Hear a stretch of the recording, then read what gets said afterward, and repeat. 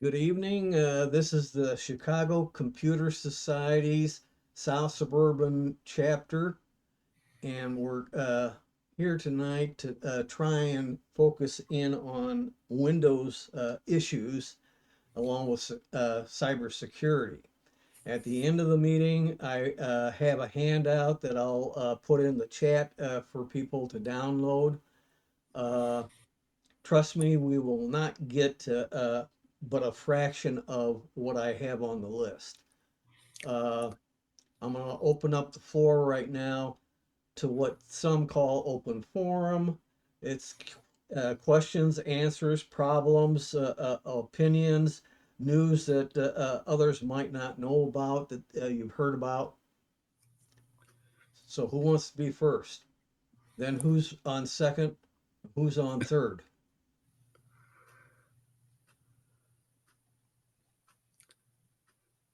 Well, I guess we're going to sit here for the next 2 hours in total silence. Well, I do have a question about the chat GBT or whatever. Is that still something where you can go out to it and sign up and get an account and get into it? Yes. And on my Chromebook, um, they Chrome, I mean HP or the Chromebook people put a little. It's like a diamond, goes up and down, then across, little blue diamond on my taskbar.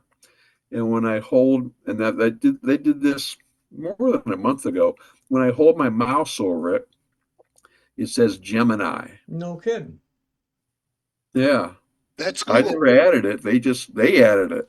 No. I've never clicked on it. Well, considering Google is the owner of Gemini, their AI client, why wouldn't they put it on their operating system, Chrome OS? Uh, uh, Not that I That's like requested it. So, that's like saying it's a big surprise if you're on Windows that you've got Copilot on the taskbar and also in the Edge browser. Gee, who would have thought of that? Now, as well, far but I never asked them to download it. I mean, there it is. But I Hey, don't know. what do you download of Windows features that are in the Windows operating system? I don't care whether it's 10, 11, 8, 7, XP, etc. Well, they always asked about that. It's not Siri. Siri, or what's that woman's voice thing that they have on there? actually Cortana in Windows Cortana. was baked into Windows 10.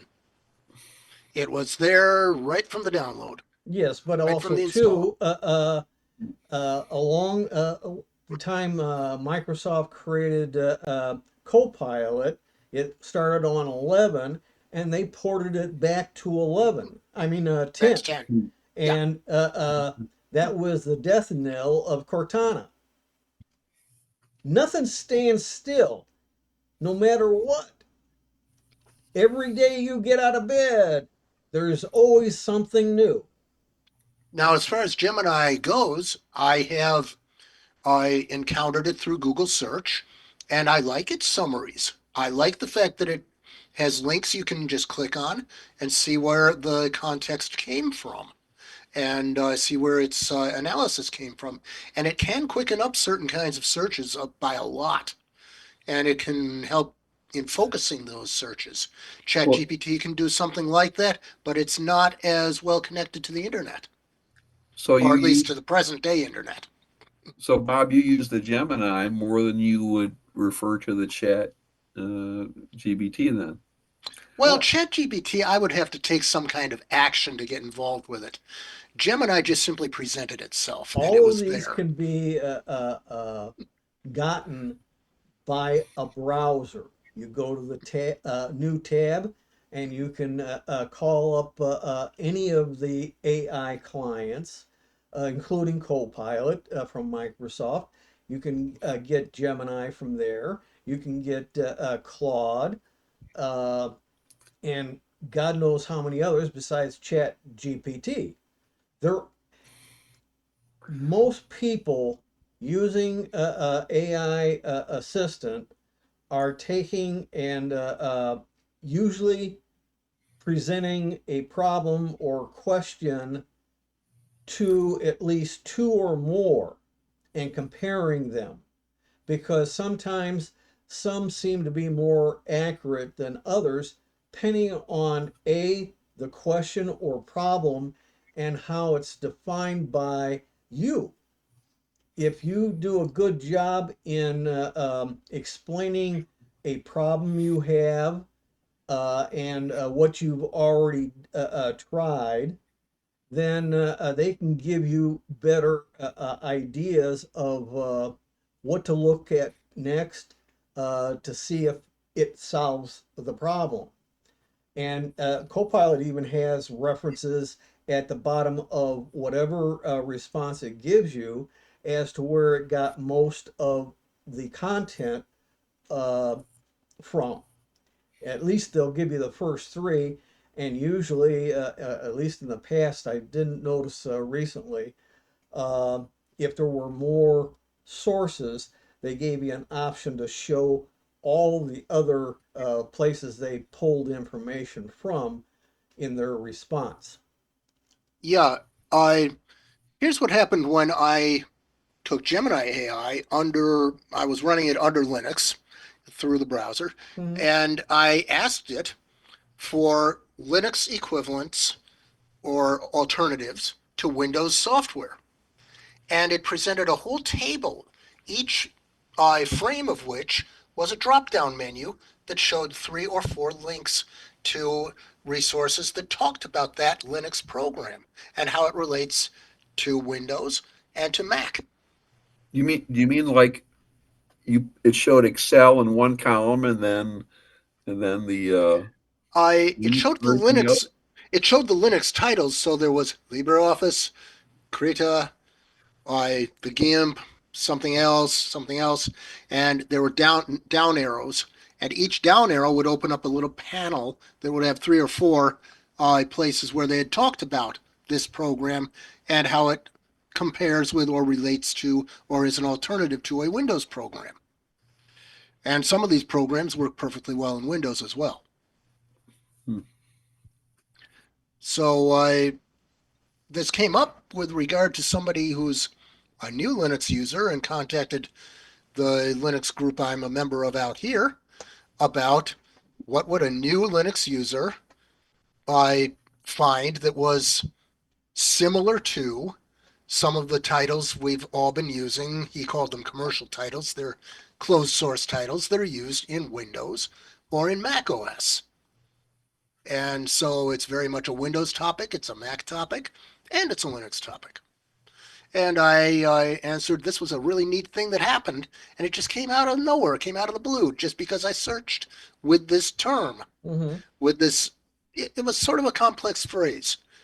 And if you enter a complex phrase instead of a keyword, Google search will send you to Gemini.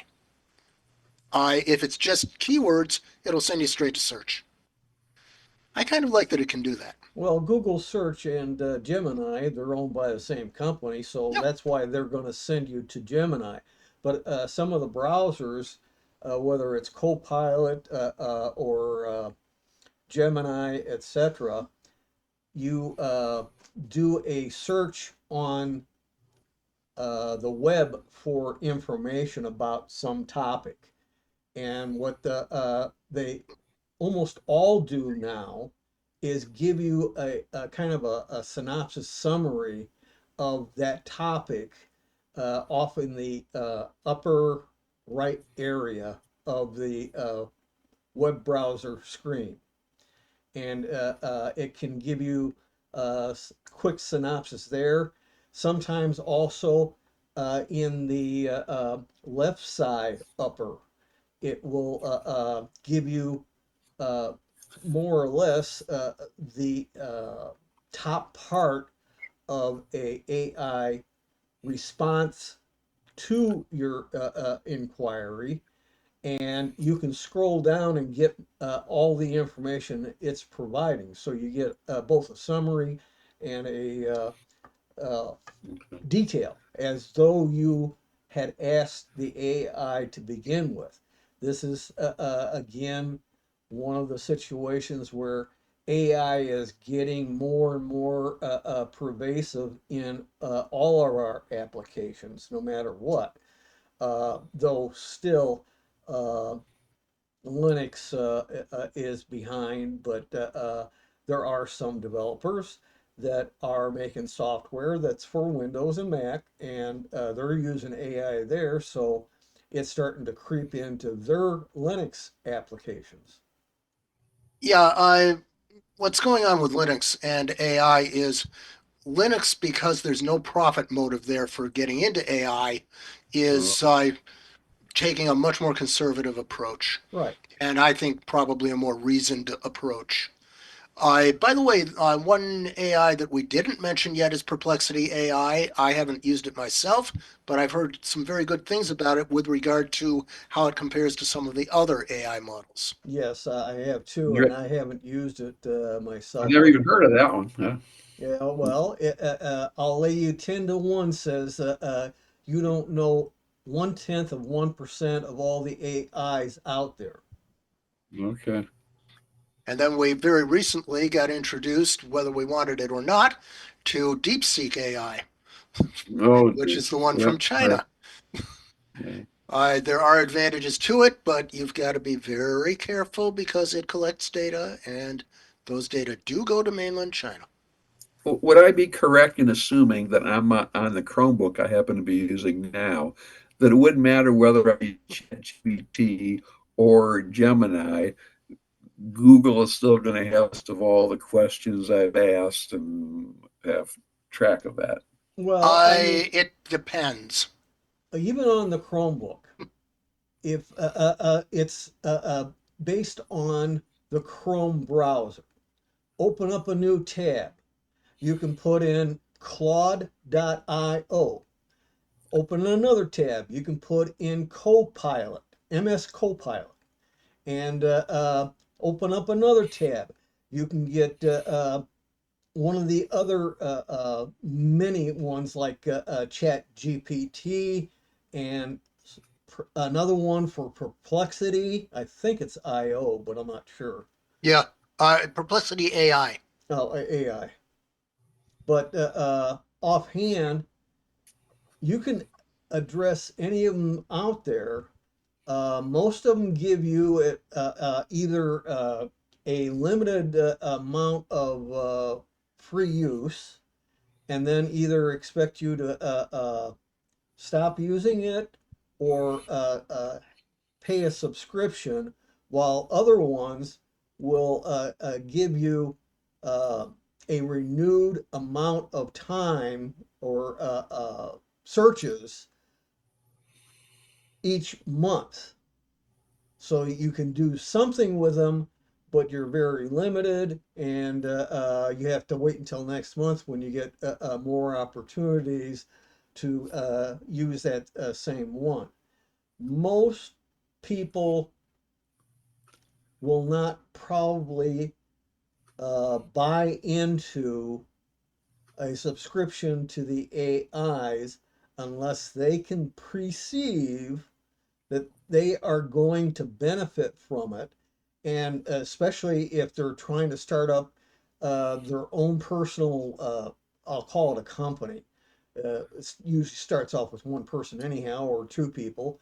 And if they can get enough positive direction to go in from the AIs that are out there that they may present issues to, then it might be a good thing for them to get a subscription. But you can be talking $20 a month for Hmm. many of them, and there are some that's even more than 20 a month.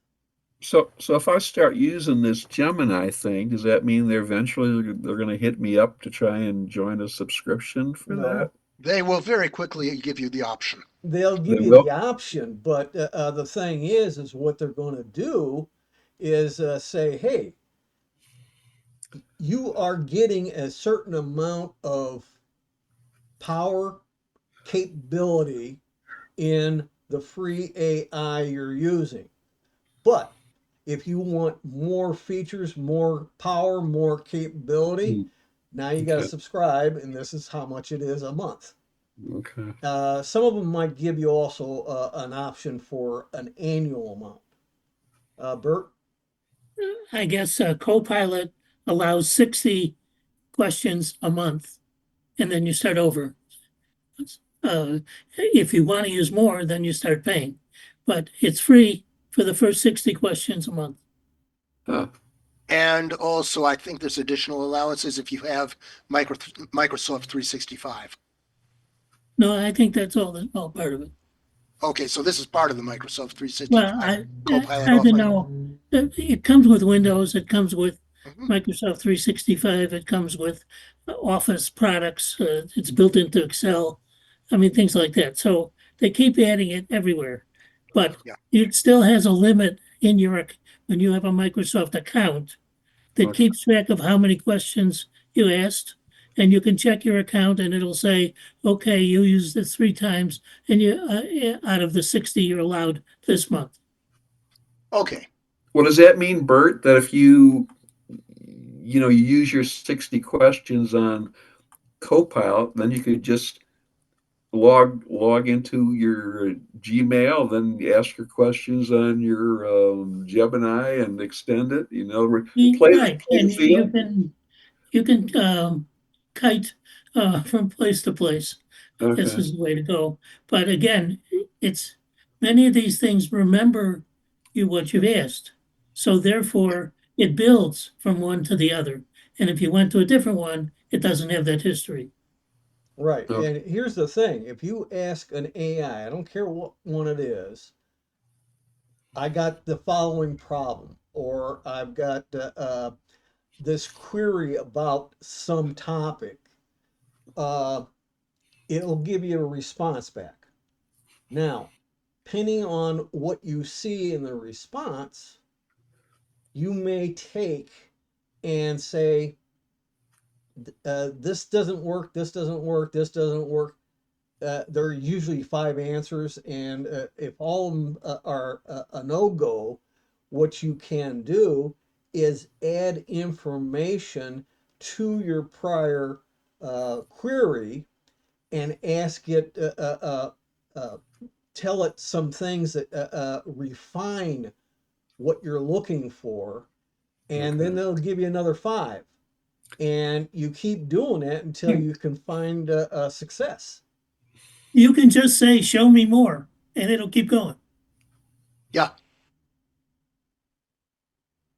Well, So if usually I the show so if more I have uh, doesn't always give you a finer resolution of the problem or topic.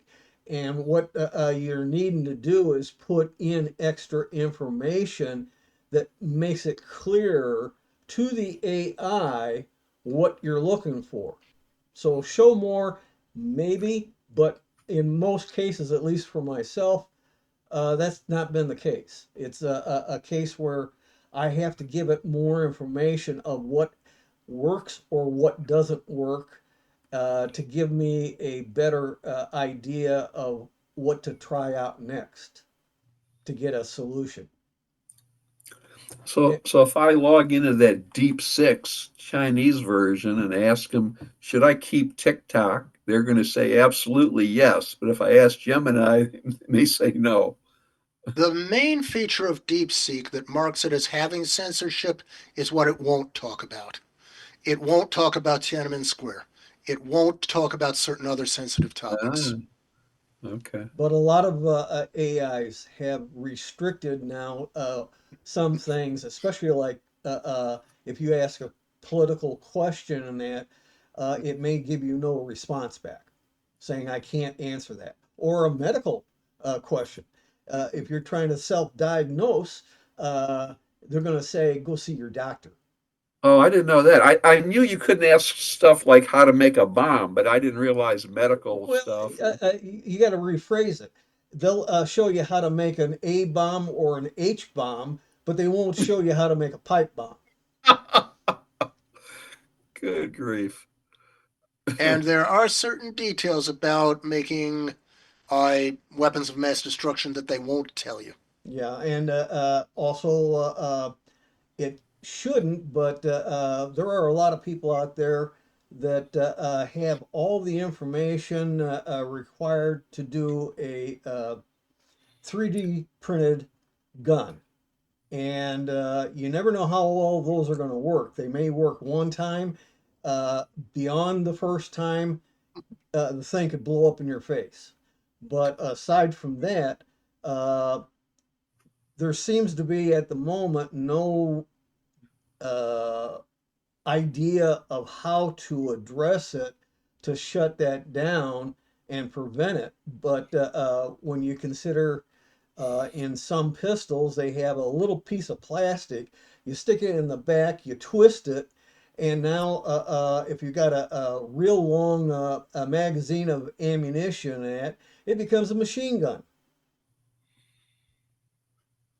And Yeah, I, and by the way, machine guns are banned by law to possess other than certain collectors with certain clearances. yeah, it's not explicitly illegal everywhere in the United States to 3D print most of the parts of a gun.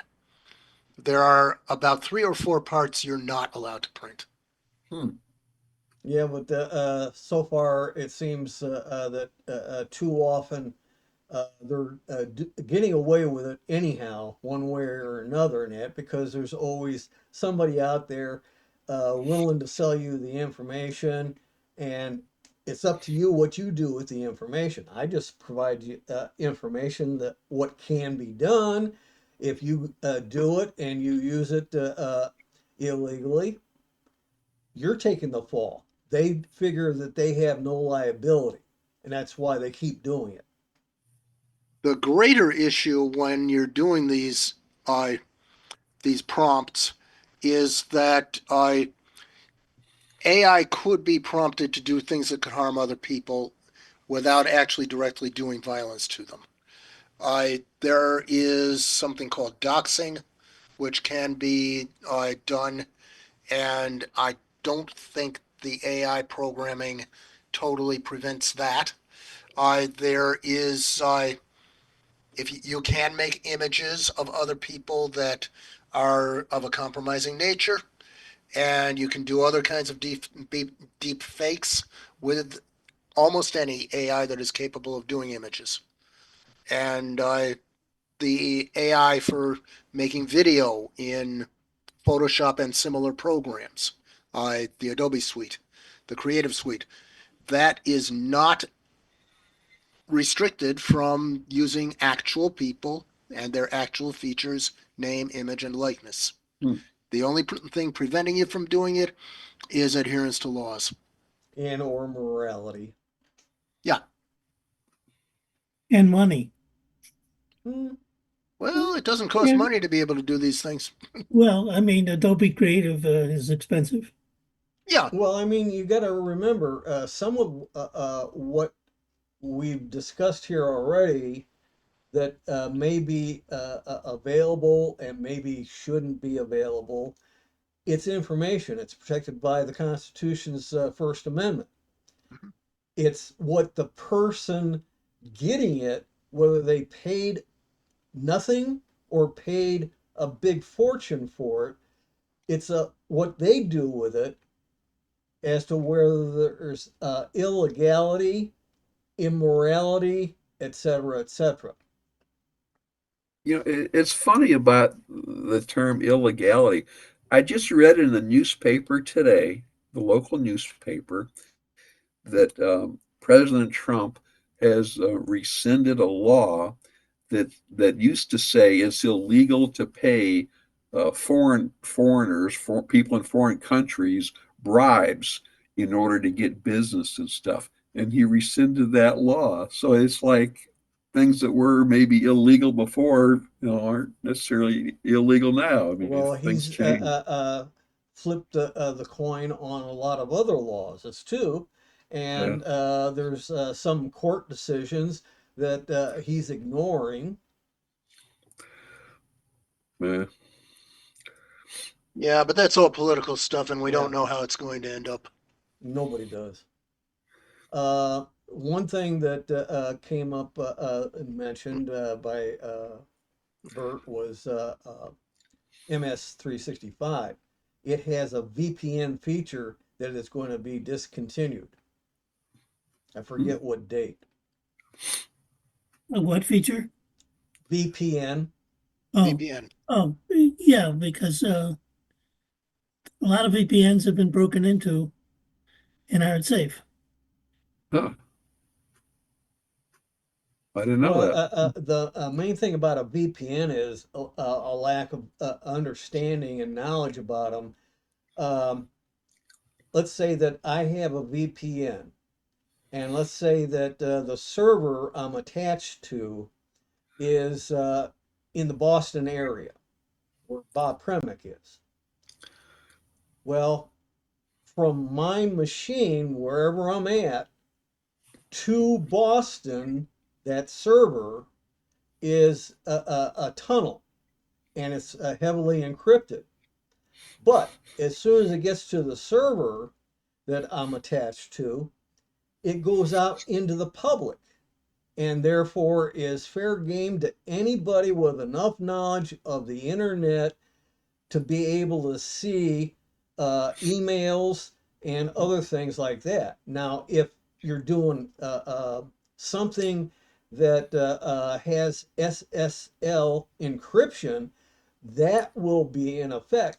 But SSL encryption, like to a bank or a financial institution, is 128-bit encryption, whereas some of the other encryption that's more encouraged is at least 256-bit, Hmm. and that makes a big difference.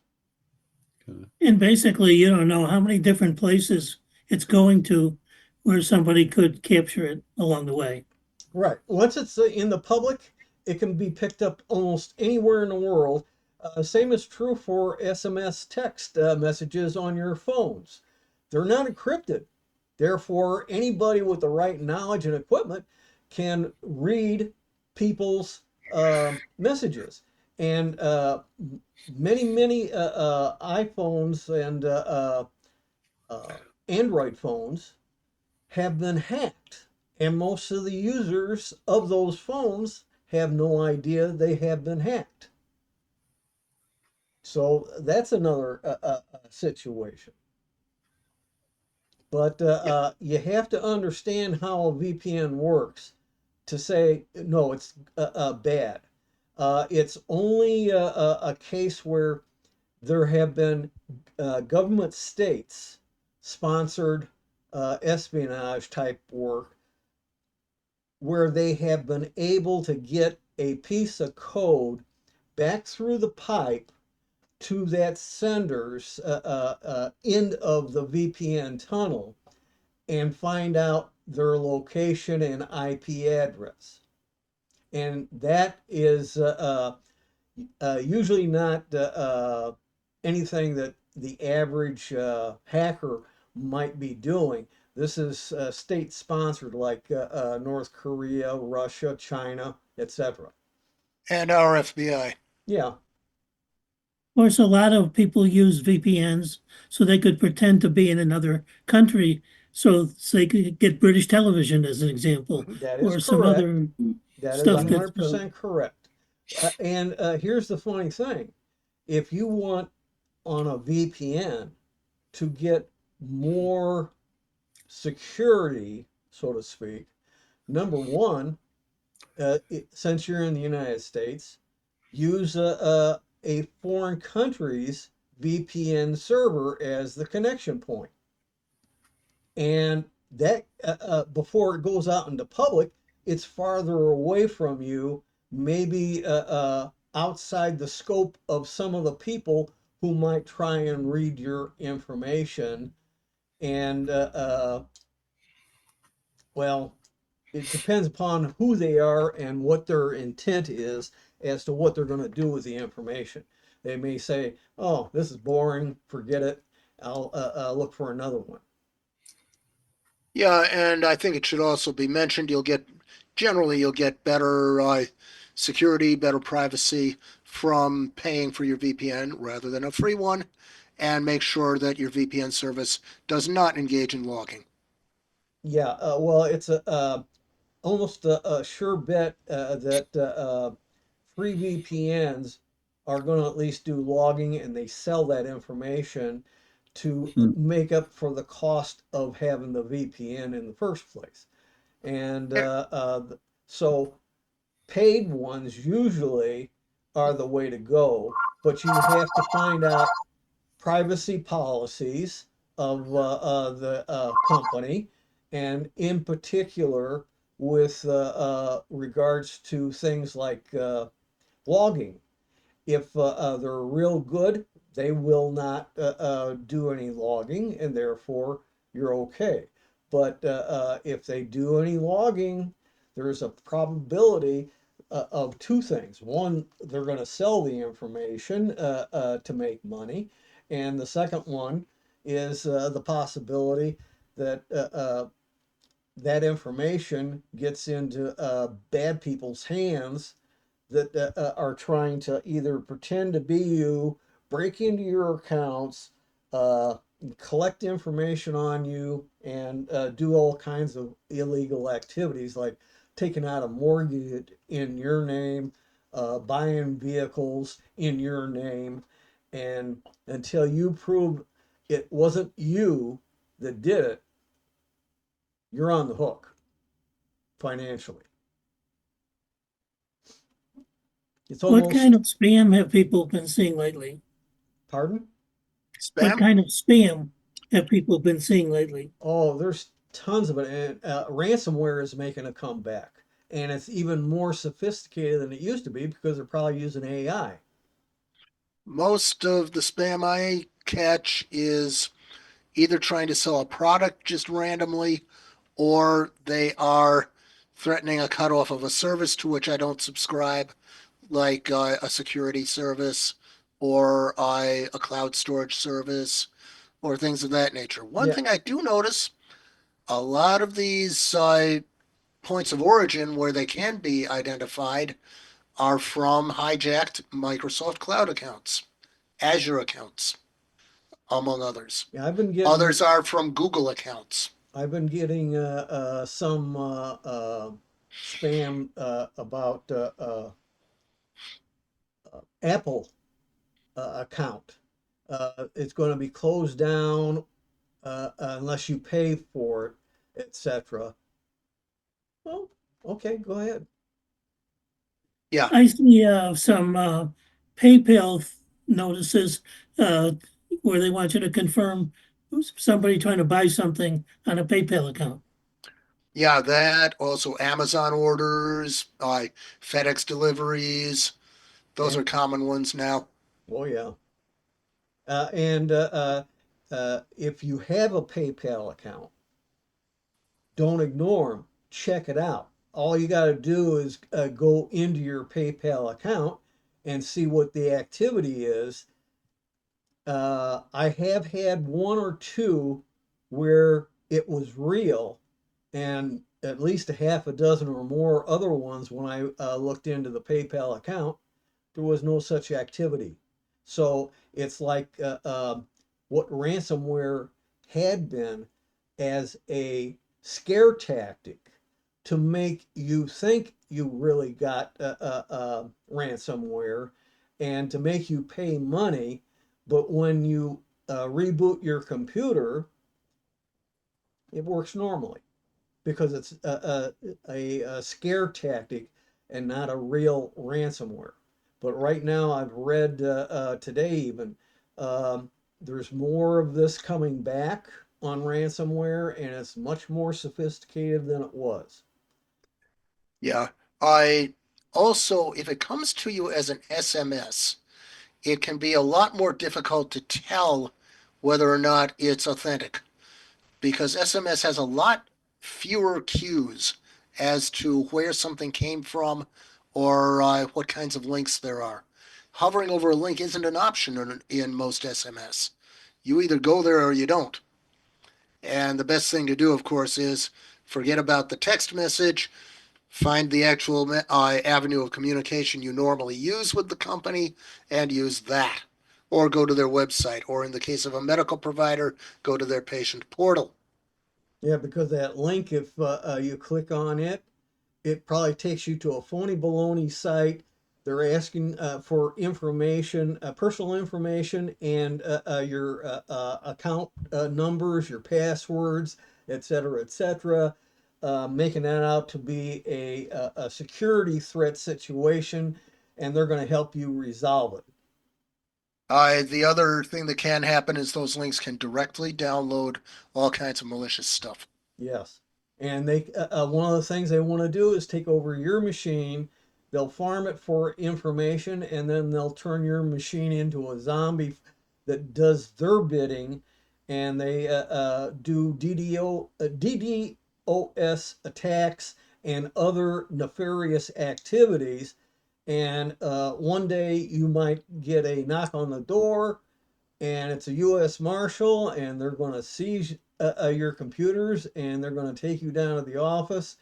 You might eventually get released, but you may never see your computer equipment again. Yeah.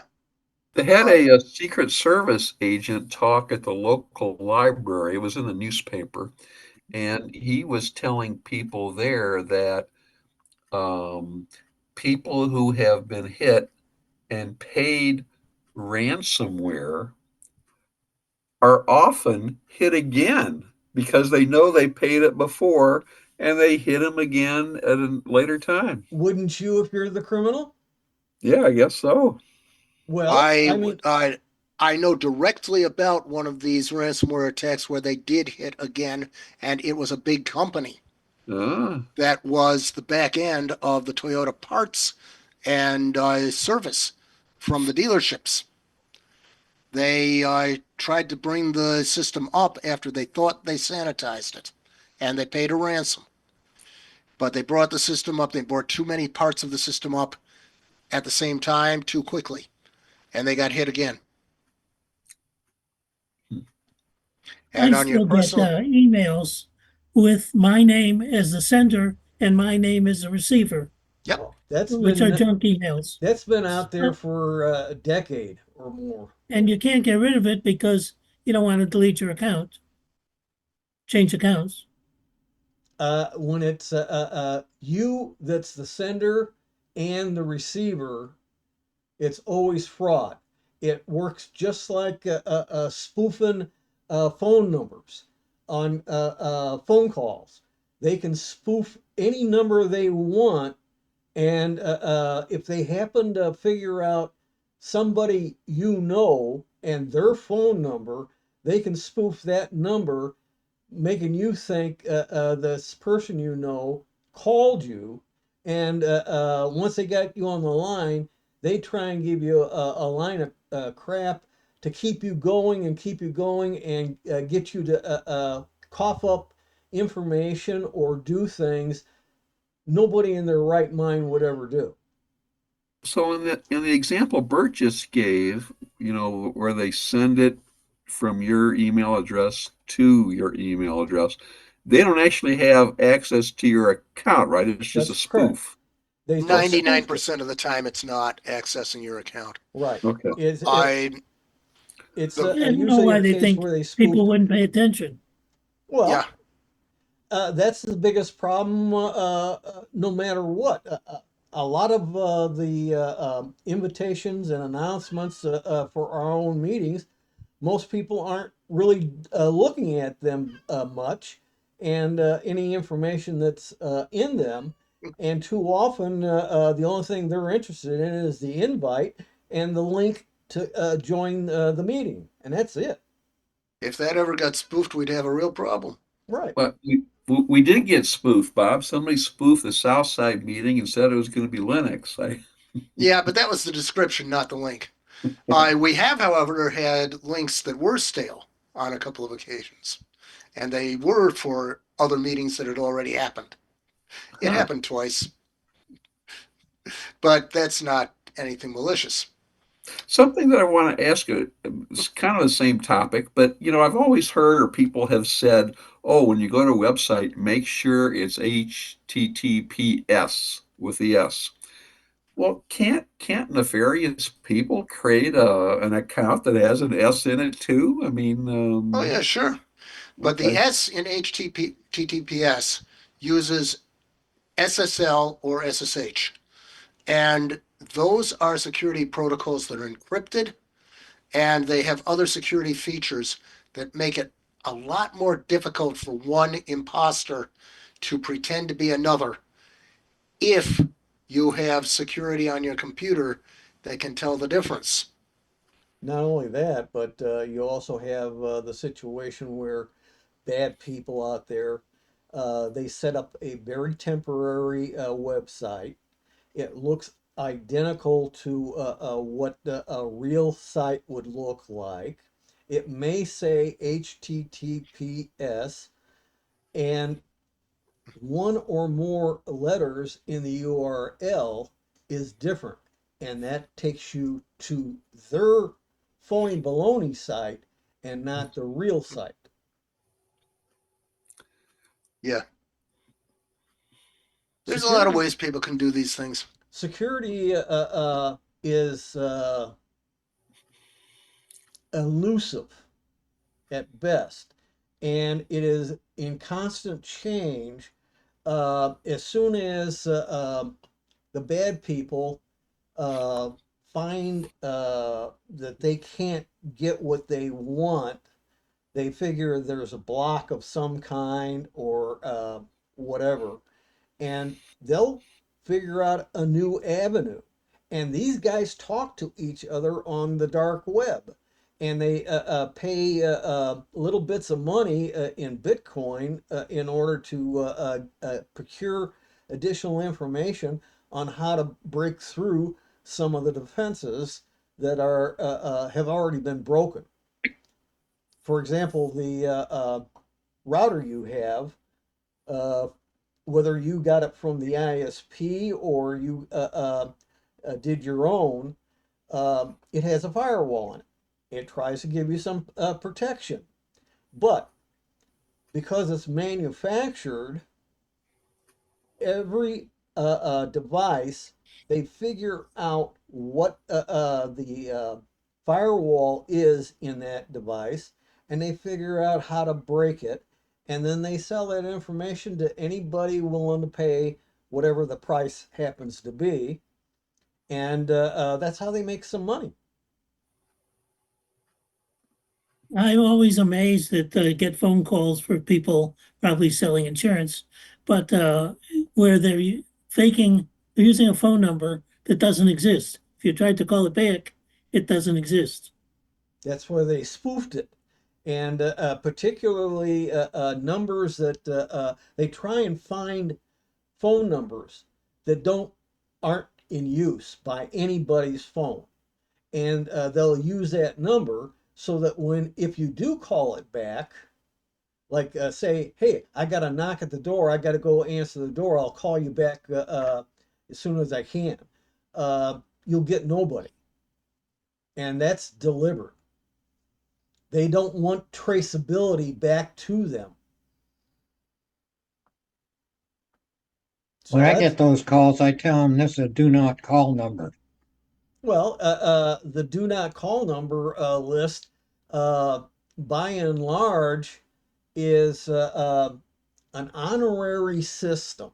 I know. And as a result, if you got somebody who is nefarious to begin with, their idea is to break the law.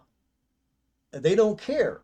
As long Yeah. as they can try and get away with something and then basically disappear. That's why when I brought up about this phony baloney website, they'll only have it up no more than a week, and then they blow that website away, and the name and owner information that was on that website is baloney also. So you end up kind of like a dog chasing its tail if you're investigating it from a legal standpoint, trying to find out uh, who did it and who was responsible for it. And usually, very few ever get caught, realistically. Most of those calls that I get about insurance and whatnot, they start talking and it's AI, or it's pre-recorded. So you try to talk to them and they don't respond. They just keep yakking and yakking. We once had a meeting, or maybe that was APCG, but there was a meeting where someone talked about using the three tones. You had the three Yeah, tones. Was that one of our meetings? I think it was. Yes, it was. You create the three tones to answer your phone. Okay, I've tried a new technique uh, just within the last month, and I'm answering the phone in a foreign language. So I looked up like in French, you can say hello. One way to say hello is salut, salut, and to say the word what is quoi, quoi, and I say those, and people hang. And if you say salut, and it's someone who's trying to get me, like a doctor, somebody, they'll maybe then say my name or say something I'll recognize. But these other people, they'll just hang up, and I don't think they call back either. So I'm trying that technique. We'll see. Well, I can tell you one thing. In the Northeast, we encounter people from Quebec. So French is a native language around here. I may have to go to Norwegian. Spanish is the other one that almost everybody knows. Yeah. yeah. And we have Portuguese here in the Boston area because of people who came in from the Azores. Jeez. Time to learn I a new use who's language. calling when when somebody calls like that, and then they have to they may answer their name and hook up the computer that they're playing with the ad, and then as soon as I hear they're really a telemarketer, I just delete them. I just hang up. The best thing is, there still are people who want you to talk to them because if you talk to them, they can capture your voice Yep. and then they can put together an answer to something by different things that you say. Yeah, So you yeah. want to make sure you don't ever say yes. You want to make Right. sure you Yeah. never say the wrong words. So I just use who's calling, and that's all they ever get out of me. Well, that's the thing with AI. Some of the models, you give it a sample, less than 30 seconds of your voice, and it can talk just like you. And then they want to have a conversation because that's their job, or they're looking for more information to be able to scam you a different way. One person, oh, I'll connect you to my supervisor about that. And then, they're trying to get you to send money through a debit card or something like that. All things you never want to do. Yeah. Or you get these gift cards or other type cards at various places, drugstores, Walmart, Target, et cetera, and then you scratch off the covering on the back of them, and they call you back, not you call them back, and they want the ID codes off of each of the cards that tally up to a certain amount of money, and they drain all the money out. And you're still on the hook for anything that might be legitimate. Say, for example, they, especially East Indian type people, they try and pretend to be a IRS agent, and you owe money. Let's say 2 grand. They want you to go somewhere to get these gift cards, um, and we'll call you back, and you give us the information that'll erase your debt. they may owe nothing or even be getting some kind of a refund, or they're not paying their taxes and they're still on the hook for them if the IRS really does come calling. There are many websites, Walmart, Target, others, that you can confirm the amount on your card by putting the codes in on the website, and they'll confirm that they're valid and how much is there. But somebody on the phone, you wouldn't want to do that at all. Right. So you gotta watch it. These are con people, formerly also called con artists, and they know how to sweet talk people into doing the craziest, dumbest things ever that normally they would never even think of doing, let alone the average person talking to them about the same thing. They would say, forget it, or I ain't doing that. But somehow con artists know how to social engineer their conversations to get you to do what they want. Yeah, wasn't the guy who lost like $50,000 just on the news this past week? Was that national news or was that local news in Chicago? I don't know, but 70,000, how much? 70,000, two separate scams. It was national news. Okay, yeah. I mean, and he said, the guy they interviewed the guy. He said, yeah, they just got him emotionally involved. They hooked his emotions. It doesn't have to Unbelievable. be emotions in that to do it. For example, on an emotional one is when they call up and say that there's been an accident and or you've been arrested, a grandchild has been arrested because Yeah, it's yeah. called a grandparents scam, and Yep. they get the grandparent to send money, a wire transfer or some damn thing, and it wasn't their relative. And so finally, somebody has been trying to say, you got to have a proper code word in advance that Mm. everybody in the family knows and uses, and you bring up the code word in a conversation.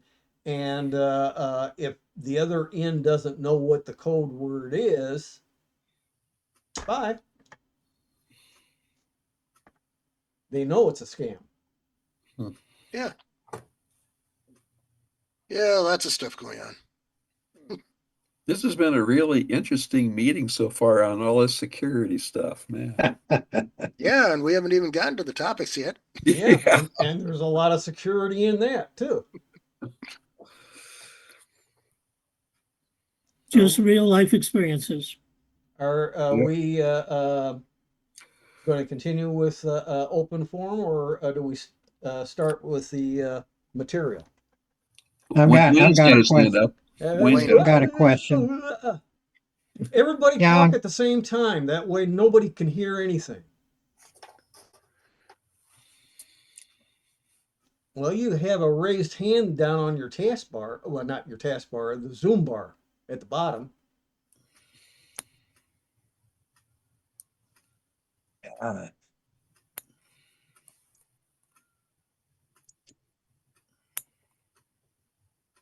here we go.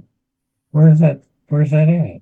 There's a raised hand. If you got too small of a screen, you may not see it, but you Uh, may see a heart that says react.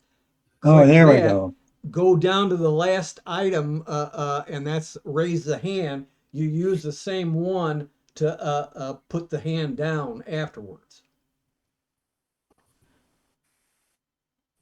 Okay, Will, what do you want?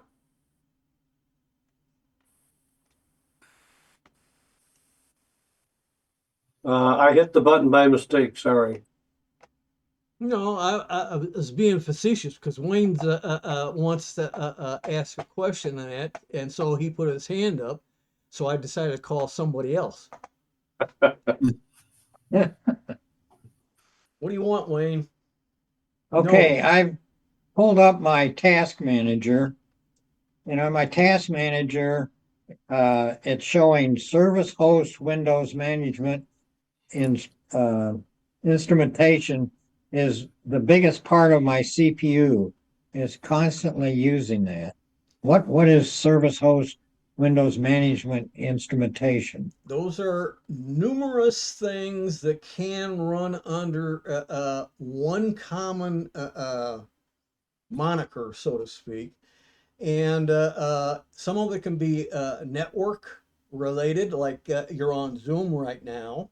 That's potentially heavy in networking. It can be other features inside your system that are taxing it quite a bit.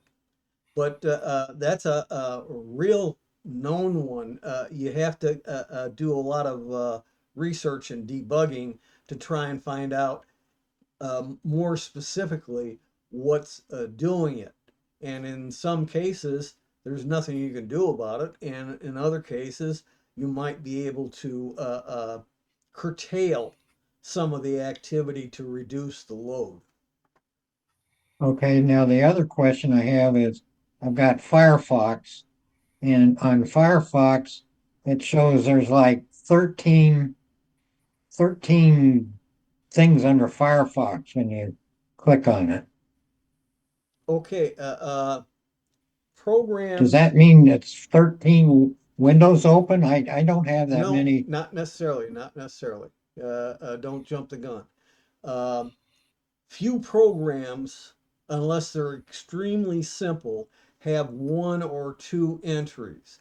Almost all of them use DLL libraries along with a main executable program. So you can end up with a whole bunch of them. If you were to take and turn a feature off in settings in Edge, reboot your system, and then go into Edge, open it up, then close it with the X out. You'll go into Task Manager and scroll down. You'll find probably 8 entries for Edge. And the reason for it is that, at least in Edge, it's deliberate to keep most of Edge in memory, figuring you're going to keep coming back to it from time to time. And the only thing that they take out is the user interface that you see on your screen. So it almost gives you an instant feeling of popping up, and it's fake. But if depending on what you do on your system, Edge does not let go of that memory being used. And so you can end up running out of memory. And that's a real headache. So I always, in the settings under systems configuration, I turn off, keep most of Edge running in the background. Instead, I turn it off, and that way, when I X out of Edge, it's out of memory, period. And it takes 1 or 2 seconds longer for me to launch Edge again versus maybe 30 seconds or less if you leave most of Edge in memory. All the browsers do much the same thing. They all have multiple instances. Many third-party AV programs work the same way. If you have some of them and you look through the task manager, you'll see your AV program. It's not one line, it's umpteen lines, and they'll vary from time to time what ones are using the CPU, and most of them are not. They're just sitting there, but they are taking up memory space, and it tells you how much memory space Yeah. they're taking up. They also may take up some space on your paging file that's a virtual RAM memory. but you really want to avoid it, but it's hard to do in Windows. On my Zoom meeting, it shows there's five different things under Zoom that are That's showing how up. many times you've logged in tonight. No, again, it's Zoom is massive and it's getting bigger and bigger with more and more features. This is how they break it up into sections. Okay. It's a deliberate way of, instead of having one big glob, we'll say 3 gigabytes in size, they break it up into little pieces, and some of the pieces they know how often they are going to be needed. Some of them do get moved out to the paging file and are pulled back only when they really are needed.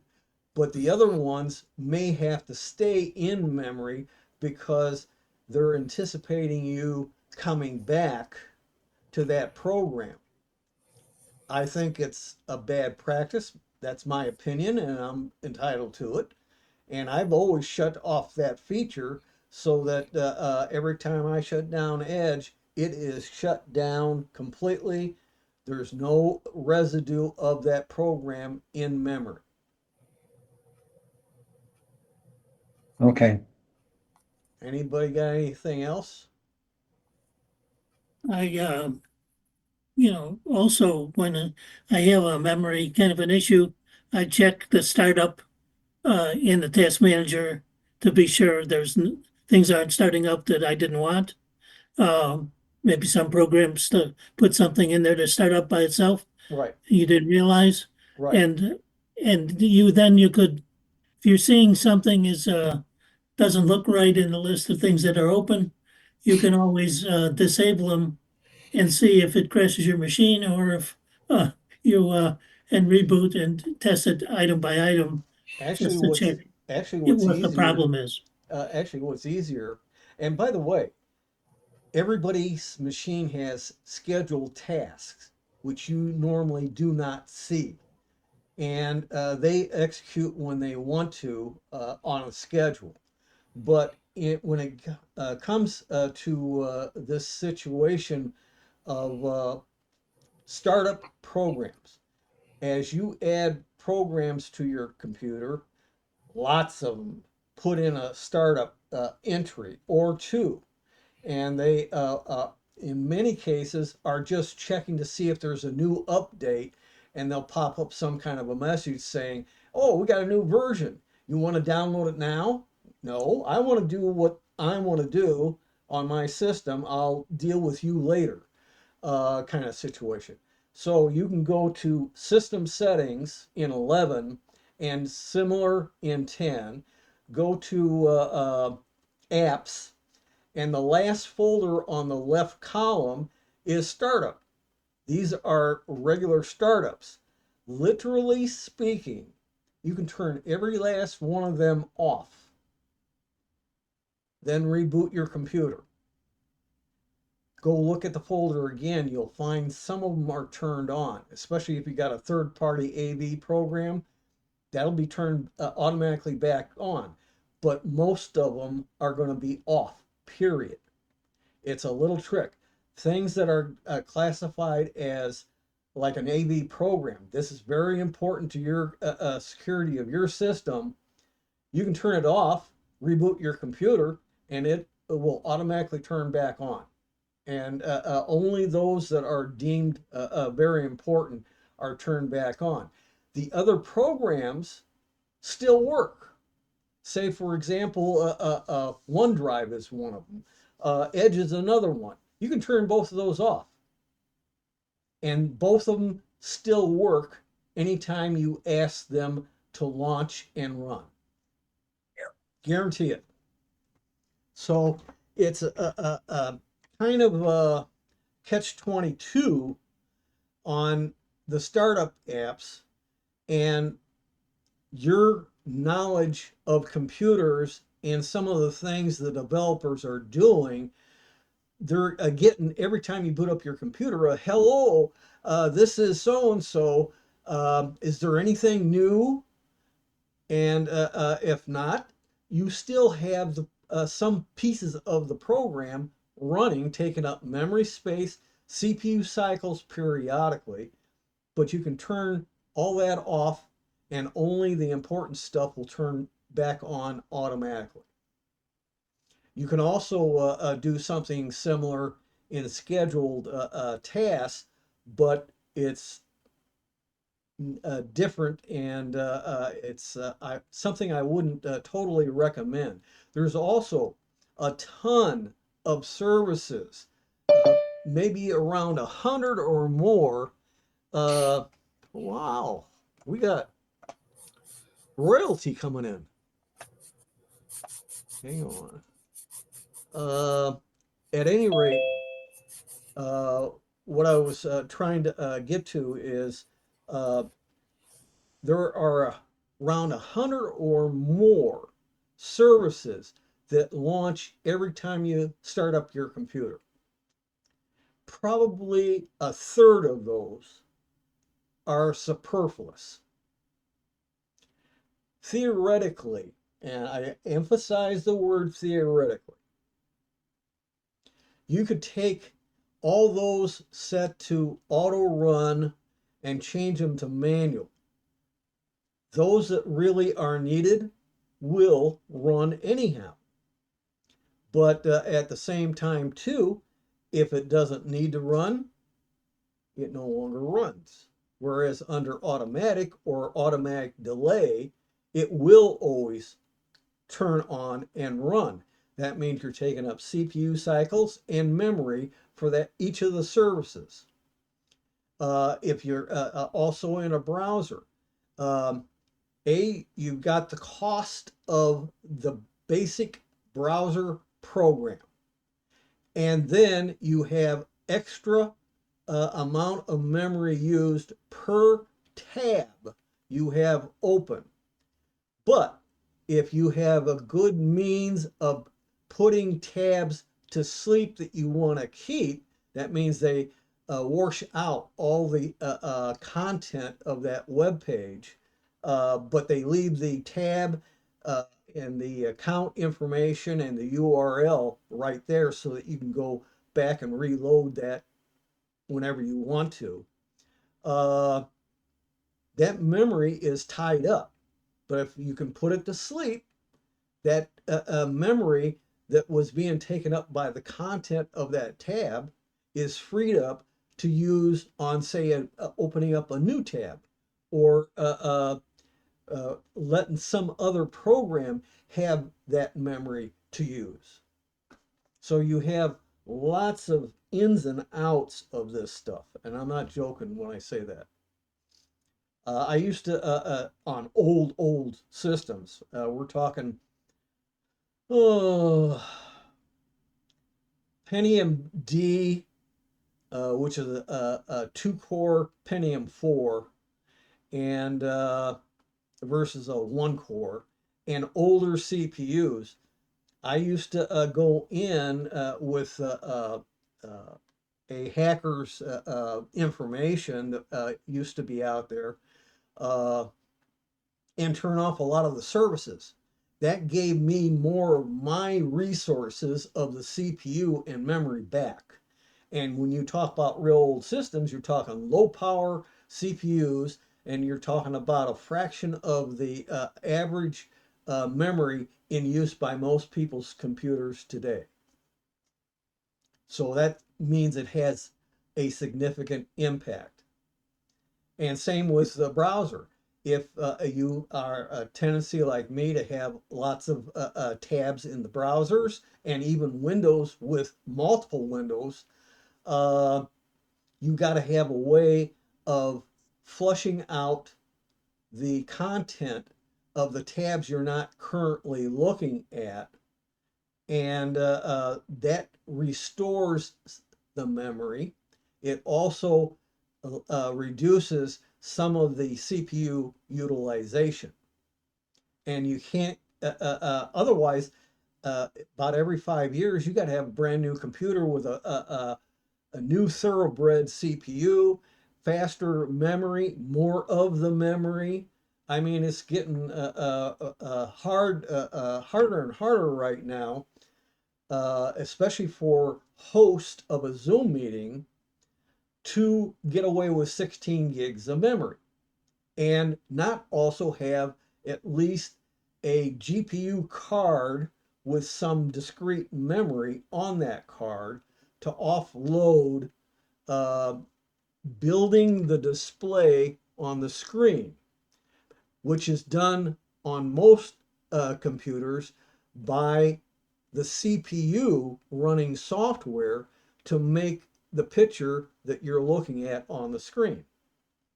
So a GPU that's got discrete memory can offload from the CPU a whole lot of work. That gives you more horsepower back on the CPU, but not necessarily in the memory, because even a GPU card or just the GPU chip with little to no memory that's on the motherboard on modern computers, uh, they reserve part of your physical RAM memory for video rendering. They will only use it as they need it, but sometimes they do not give up what is not being used to other programs and applications you are wanting to run, and therefore you start running low on resources of RAM memory. And you'll probably have near 100% utilization of your page file. So these are some of the ins and outs of computers. And this even applies to Larry, who's on a Mac.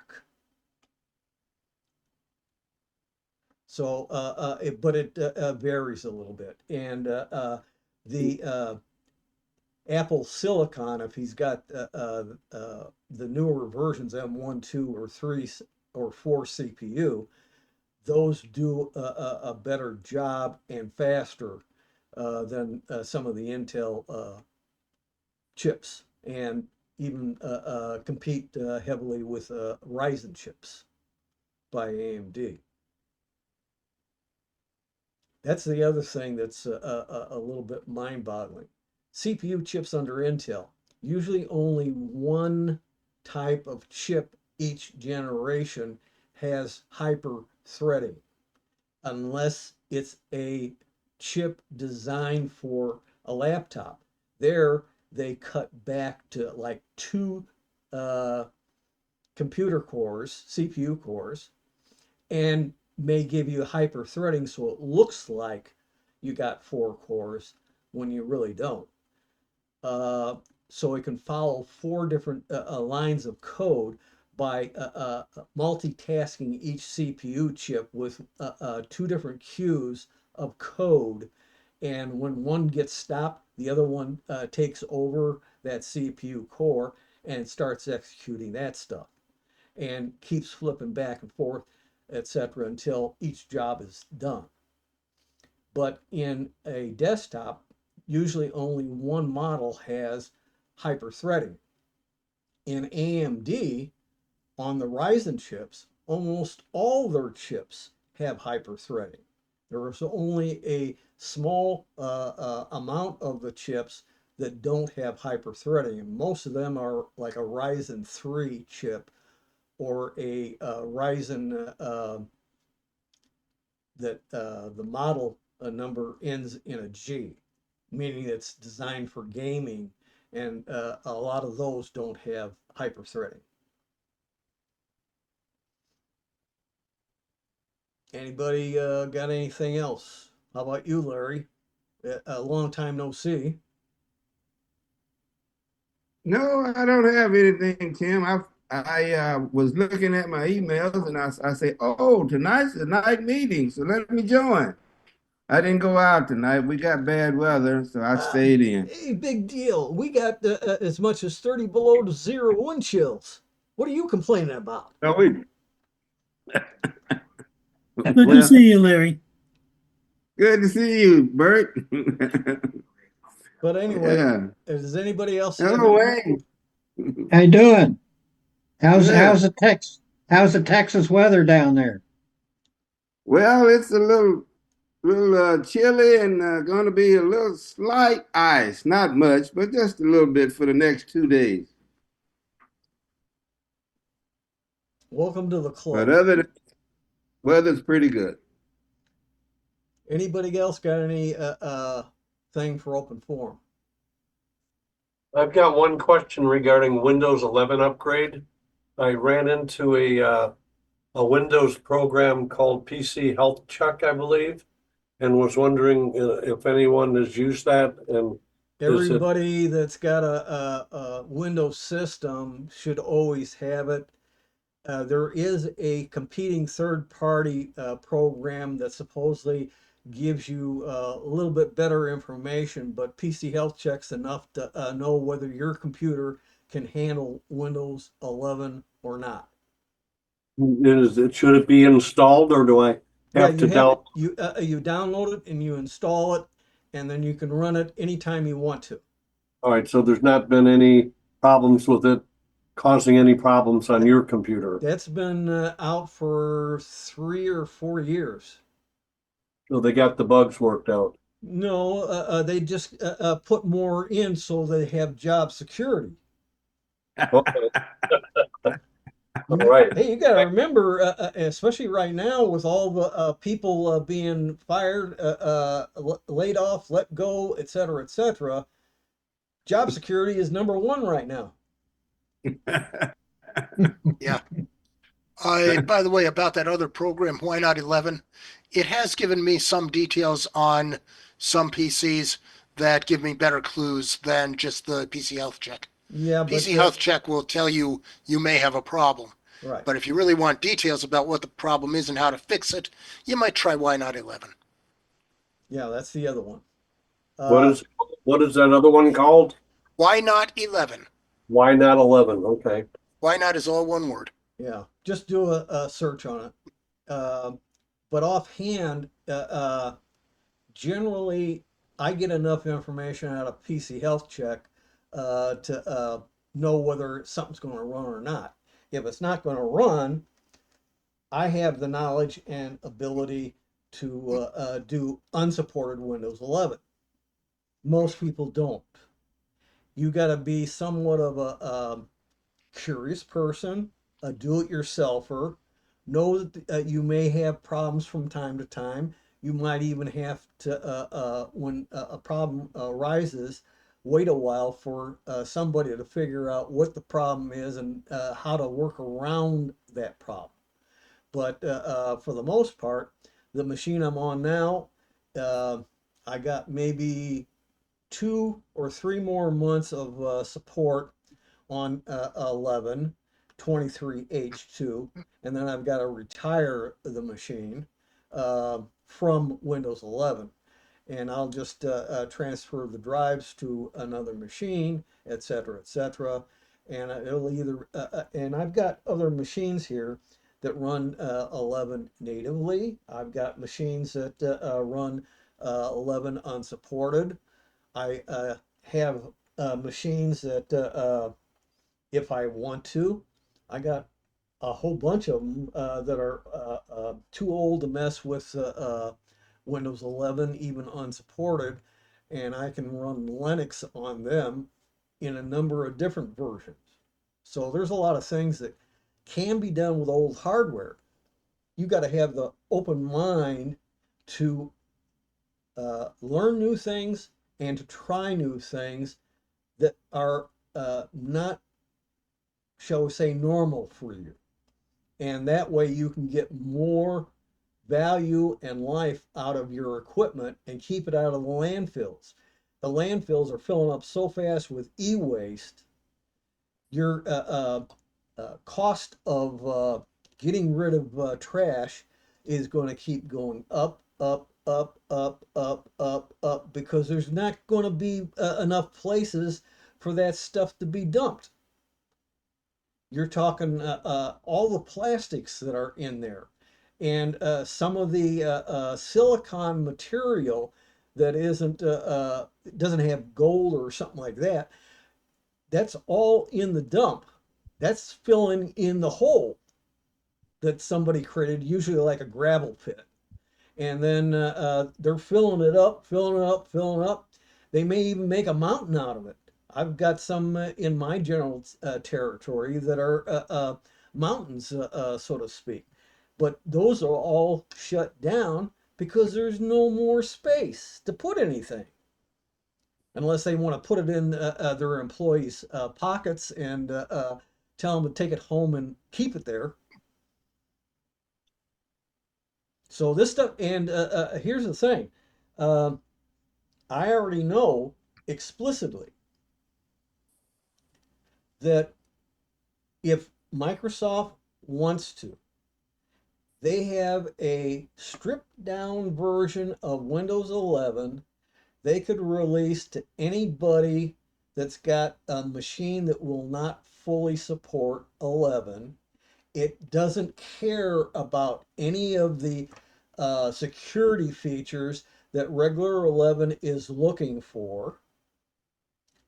And you populate it with only the software that you want to put on your system and presumably use, instead of all the software that Microsoft provides with the Windows operating system that you may not use. You may, in some cases, not be able to uninstall something you're not going to use, while some of it you can. And they are opening the door on that one more and more, where they're allowing more and more pieces of that software that they put on to be uninstalled by you.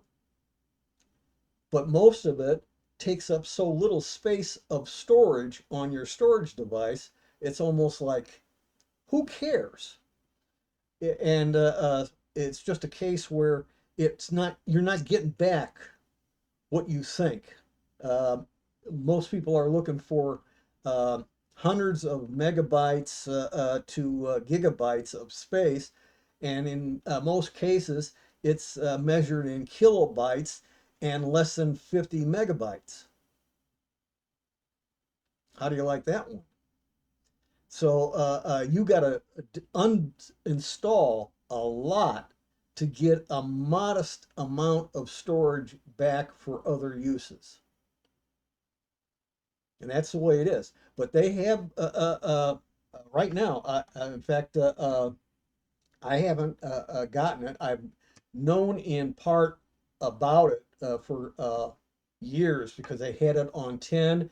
They just released an 11 version, and you don't have to uh, go in and do tinkering to disable and bypass all the normal 11 requirements like TPM, secure boot.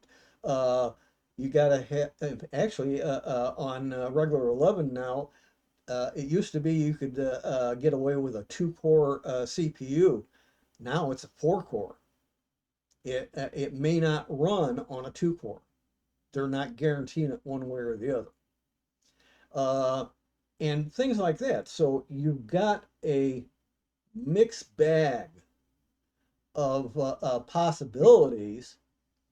The question is, do you sit on your hands and wait and pray they do wake up and release something like this? The one thing that exists that I know about has no regular license like 11 Home or 11 Pro. And it's you have a special licensing. And if you can't get the license, in 90 days it expires and it doesn't run, period. Now, the bad part is they would have to work up a mechanism similar to Windows Home, Windows Pro, uh, and this would be for this new version that would run on any Intel Core I processor from the first generation to the current 14th uh, uh, generation Intel chip, and would also work on any and all Ryzen chips instead of most, uh, except for a small portion of chips of Ryzen, cannot run 11. But this other piece of software would be 11, just no security.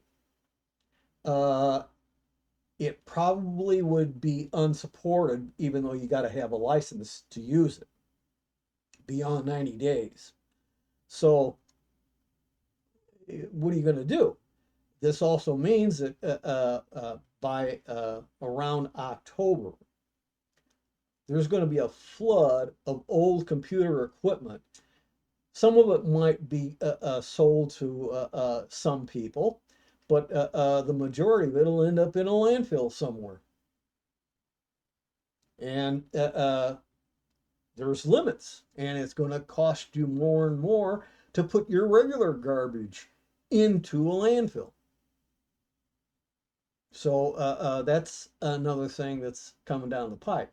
Also, anybody who is not on 11 and cannot, doesn't have a friend, a neighbor, a co-worker, whatever, that has 11, that'll let them for periods of time play with that computer that that other person has to start learning the look and feel of 11. And they all wait until the end of October to make a decision. Do I get a new computer or do I not? They ain't going to know what the hell to do with 11. Because bottom line is the look and feel and where everything is located at is changed dramatically from 10. You need at least a couple months doing no productivity work just to play around with 11 to get a feel of where things are at, how they have changed. The old control panel is about a third the size it used to be on 10 at the beginning of 10. And offhand, it's eventually going to disappear. But you will see sometimes in the new settings area of 11 that what you bring up is an old window from old versions of Windows that they have not remade into a modern user interface.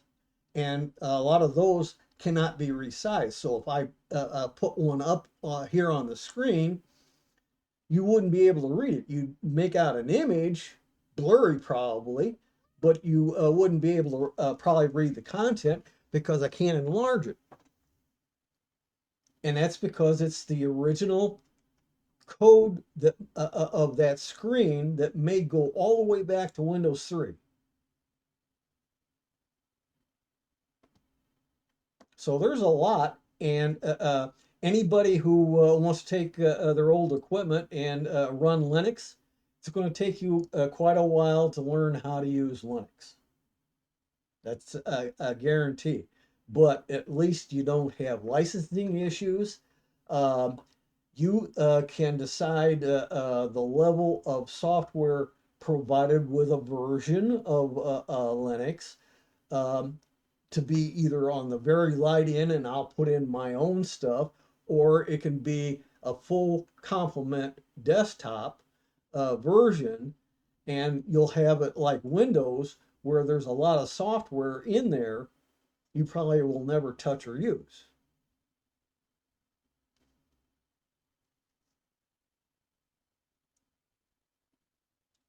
Anything else?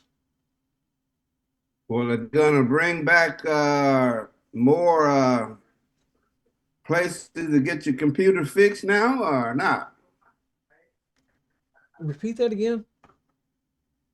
Well, well, the way it sounds, it's going Windows 11 is going to be so complicated that you're going to need some It's extra not training, it's not complicated. It's a lot of people's, complex. well, what it is, it's not so much even complex. It's the change, and especially seniors get stuck in their ways and resist change more and more every day they're alive. And it's that resistance that makes their task of adopting to the new 11 harder than it needs to be. I'm not joking when I say that. Uh, and as far as change goes, I can go back 20, almost 25 years, and just with Linux and a few other odds and ends, I would see people on forums posting their view and opinion about something, and the biggest thing that they throw out is they don't like the change. I don't like this. I don't like that. I don't like anything. Well, I guess they could punch out their ticket. They don't like anything. But other than that, you either have to make your own operating system and software, or you got to live with what others make. And you find the best that fits your needs and can be tolerated, I guess you could say, for the differences. One of the big things going from Windows or a Mac OS to Linux, it's easier for a Mac person to go to Linux than it is for a Windows person. Really? Yep. Because Mac originated from a what's called a BSD, which is a microcomputer version of Unix, and Linux is an imitation, a limited imitation of a Unix operating system. And so there's a lot of commonality there that doesn't exist with Windows, even though Microsoft is a supporter of Linux operating systems. And they have adopted a lot of features into Windows 10 and 11 that originate from the Linux world.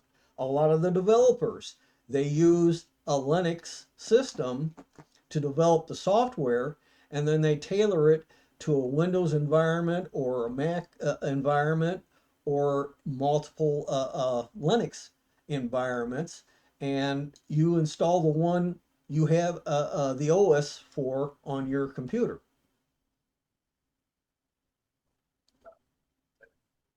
Okay.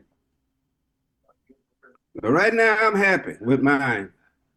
Yeah, let's put it this way. As long as people have a computer that runs and does what they want when they want, and to a large degree the way they want or are used to, they're happy. It's when that doesn't happen that you might be in, say, New York or Chicago and that, and near a very tall building, and suddenly you got somebody's laptop hitting you in the head.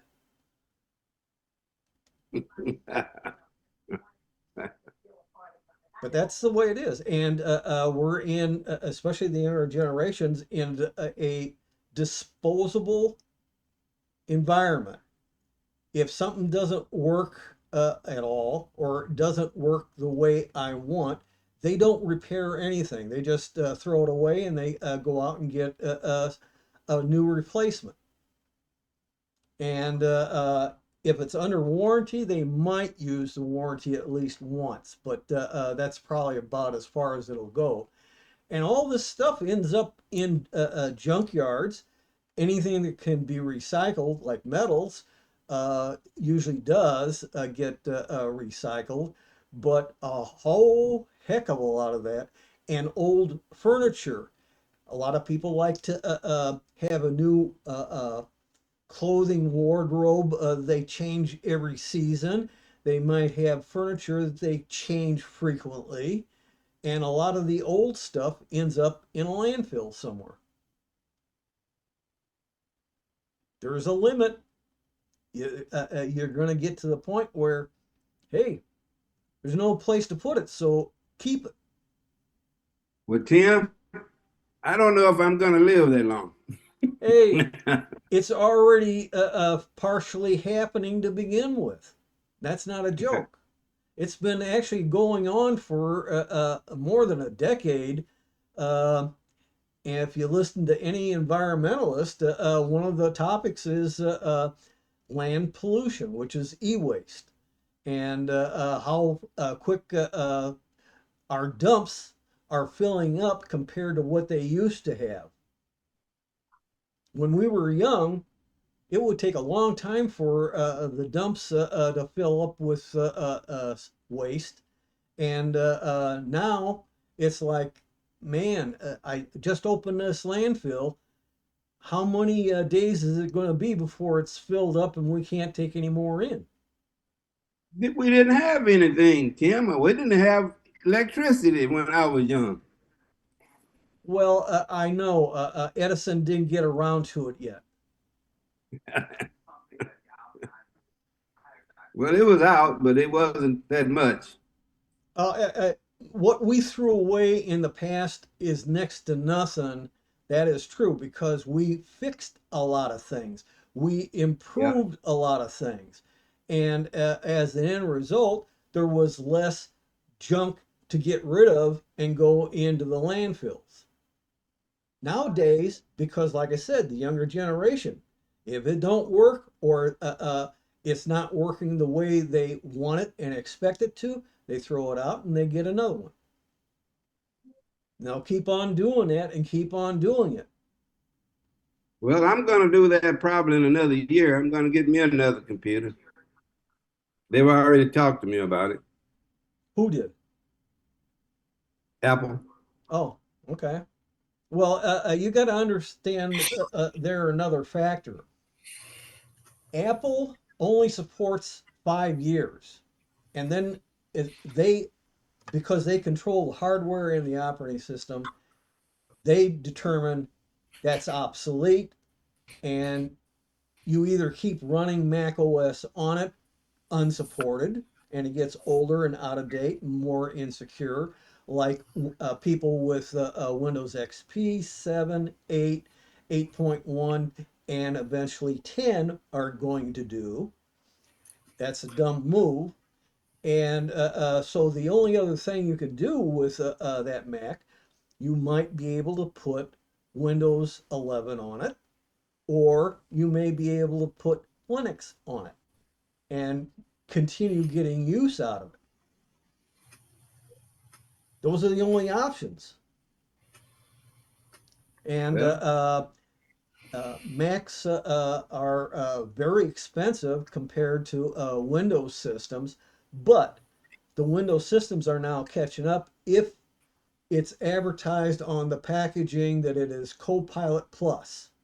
That has a new processor in it that it'll cost you anywhere between $300 and $1,000 more than what you would pay for basically the same machine before Copilot Plus came into existence.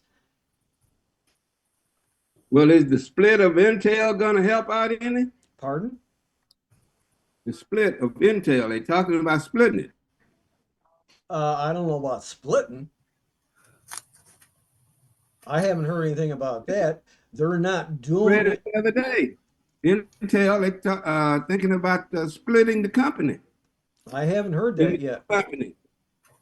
I honestly haven't heard that yet, but they are having problems trying to keep up with the competition, especially AMD, and an increase in ARM systems. Those are both really having a big impact on Intel because they have not had some of the vision that the Taiwan Chinese company had that makes the AMD Ryzen chips. And it's very, very difficult for you to compete with something trying to keep your old ways of doing things. And here's a new competitor that used to be, shall we say, a third rate supplier of Intel chips that is now a leading competitor that's beating them at their own game. Right now, most of my systems are Intel, but I got about five that are Ryzen systems. And a lot of those Ryzen systems, I don't care what the processor you stick in them, they usually do better than higher end Intel chips. And a lot of the Ryzen chips can handle an NPU in the new Intel chips that are called Ultra-Core. Ultra-Core processors have NPU for aiding in the speedy processes of AI. But they're still making the older chips that don't have that in it, and they're just called core chips. Then you have ARM chips that prior to the last maybe couple years have not been much in the way of a competition, but that's not true anymore. They're getting very, very powerful. They're getting much like the competition that the Apple Silicon M1, 2, 3, and 4 chips are giving Intel also. So you've got three different competitors that used to be a nothing. Now they are eating into Intel's profits like crazy. I Well, think Bob Primick just found something about the split. about the He which, put it on chat again. oh, Primick. He just put up a note. Yeah, I didn't want to interrupt the flow of the conversation, but yeah, there is an article about it. well, I'm sure if he said there was something, there was an article somewhere about it. I just haven't seen it yet. I do have one or two things to do every now and then. But anyway, uh, generally speaking, though, Intel pretty much owned the whole market in a manner of speaking. They had so little competition. That started changing as much as 5 or 6 years ago, and it's getting worse and worse and worse. And how they're going to deal with it, I don't know. I do know that Intel has a new series of lower end processors. They're usually called like N95, N97, N100, N150, N200, N350, and I think N355. This is a chip that right now is mostly for low end, low wattage consumption CPU chips that sometimes can give a surprising amount of performance, but it's a new architecture compared to the Intel chips we've been using for 14 generations and longer.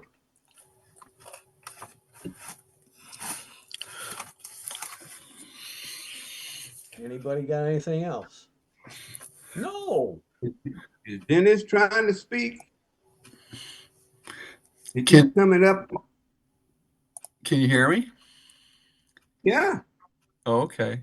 Well, I was only going to bring up one of the topics in the email Tim sent out that I've been curious about. It talks about I don't know if you want to address any of those, but it talks about HP printer critical security flaw, and that kind of caught my eye. I'll get into those articles and that after the meeting's done. Bert, Can I do a little survey of what people might be interested in? go ahead.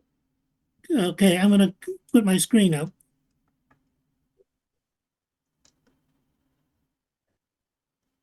Okay. Can you see this? Yeah. Okay, we were thinking about doing some programs on spreadsheets, on Excel spreadsheets. These are some of the topics that are happening right now, from simple spreadsheets of what we're used to more sophisticated automatic features that they've been adding. They add features almost every month. And I didn't know if people are interested in this as a topic for some future meetings.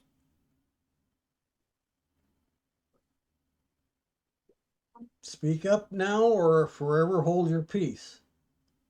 Well, I'm not running into these spreadsheets, Bert, so, and I don't expect to in the future. Why not? So it's hot on it, but I would look at it.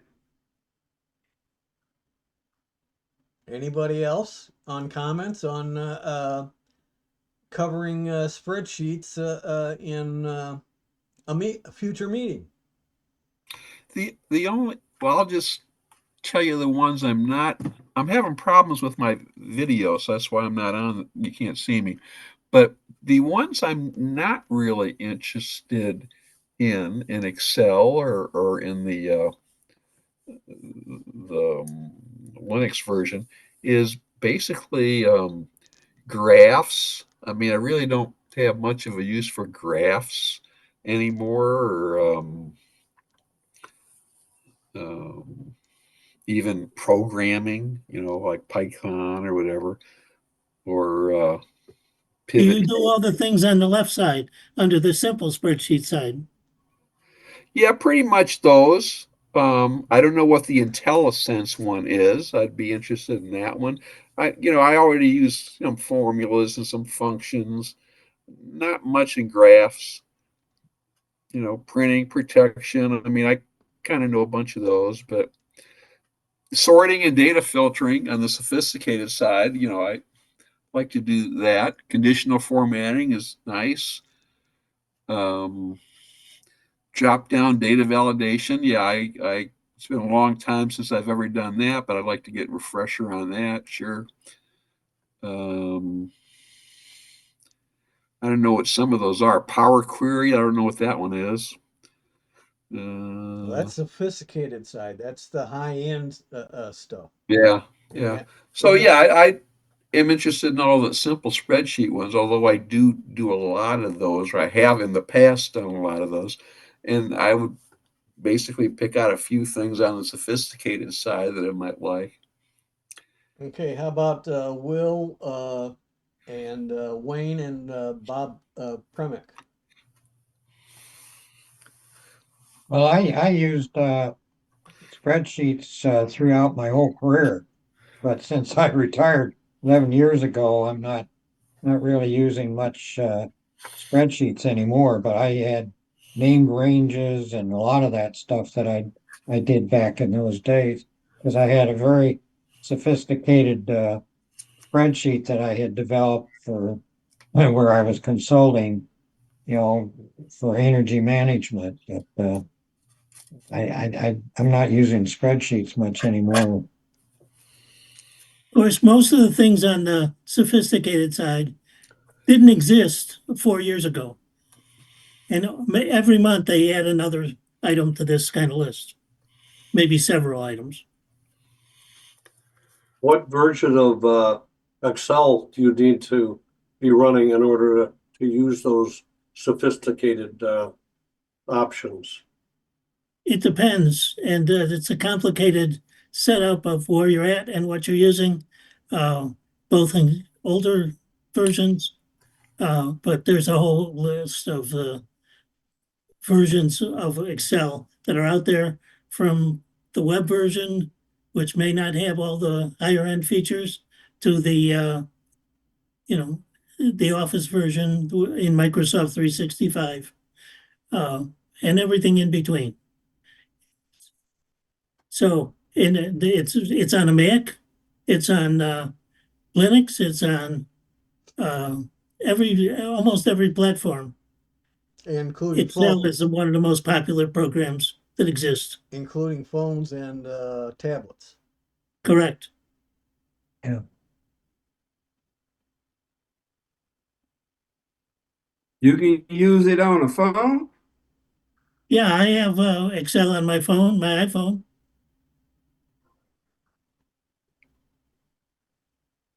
They have a How, lot of different is it hard versions. to read?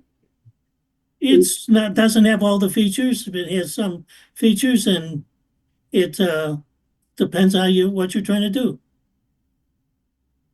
But that's always true because there's umpteen different versions, and you get varying amounts of functionality depending on how much you're paying for it. So older versions of Office were very limited, constrained. The Microsoft 365 is updated by them on their machines probably daily with bug fixes and security patches. They keep it all up to date. And so you're running as live and up to date as you can be, but they also have many different packages that may have differing levels of functionality in the version you may get. There's templates to help people do things if you want, uh, but it's almost unlimited about what can be done. It's obviously uh, this is 17 million calculators, so depends. That's only on one sheet, so it depends what you need, and it's hard to believe that there aren't some occasional things where a spreadsheet doesn't come to be handy to make a list. Also, some people in the past used Excel as a word processor. I know I have an older brother that when he was working, he used to use Excel for that. Dennis, I don't know exactly what you're doing, but boy, you're making a fair amount of noise. Oh, sorry. Now, as far as the other articles that I got in that I'm mentioning, we're talking here in 5 minutes, we'll have been up for 2 solid hours and haven't touched one of those. I have the list. Let me mention something else real quick on the Excel thing. Recently, I have Astound TV, and Astound, it's now remote Wi-Fi, remote wireless, and they published a channel listing. It's got a hell of a lot of channels, like 300, 400 stuff, including music channels and stuff. And it's not alphabetical, it's numeric. Channel one is this, channel two is this, channel three is this. And I was going nuts trying to scan up and down that thing to find a channel. If I was trying to find AMC, where the hell is it? So I called Astound, and I'll be damned, as big a company as they are for the Chicago area, they do not have an alphabetic list of their channels.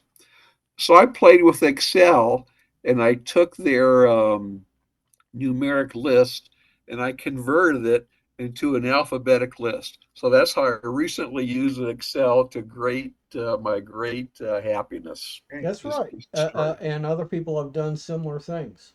Yeah. Well, budgets, expense lists, shopping lists, all kinds of things are out there. Right. Great, Dennis.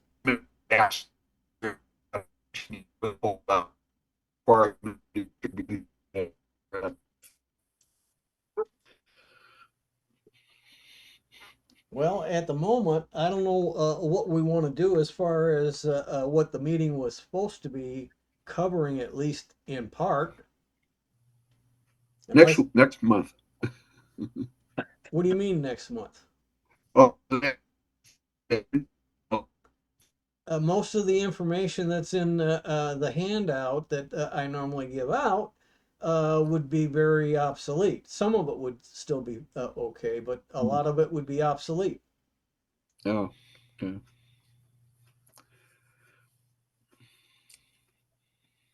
So what do you want to do? Well, just tell me if that HP printer one is critical to my system getting. Do you have inkjet or laserjet? Uh, well, Office Jet Pro, actually. Office Jet Pro. That's That's an inkjet, yeah, that's an and inkjet. that's not what Mm, those updates were about. They're more about Lasers. okay, older okay, versions that have different drivers. Well, it's not so much drivers. It's the uh, generic character set that they have been using. They found a flaw in it, and that flaw can be taken advantage of, and somebody could take over your laser printer. hmm, So they're saying you need if you got a laser printer that's by HP, you need to get your software. Actually, it's kind of like firmware and software all uh, done as soon as you can. okay, okay. I still haven't heard what you guys want to do. Do you want to It's have? up to you, Tim. I'm just glad I can sit in, man. Well, I mean, I don't know how much. There's a couple articles dealing with Apple in the list. I can either, I probably I can won't eat, use it. If I need anything, Tim, I just go about 12 miles down the street to the Apple store. and good luck on that one.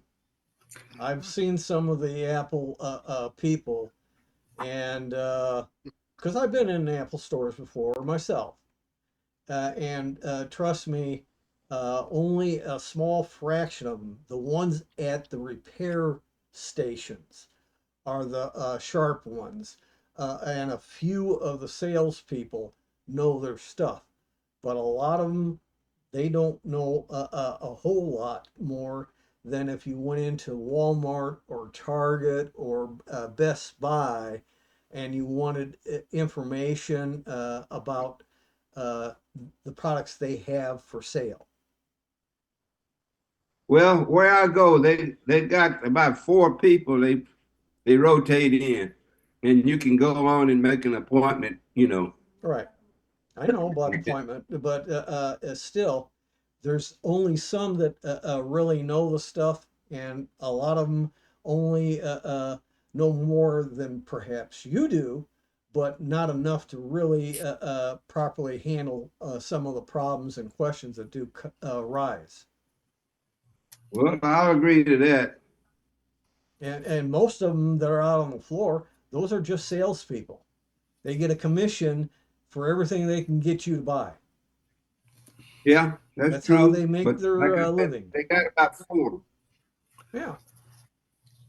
And that's just like going into Best Buy, Walmart, Target, whatever, and going in their area of computers and smartphones and wanting information or you have an issue. Do you know anything about this issue, et cetera, et cetera?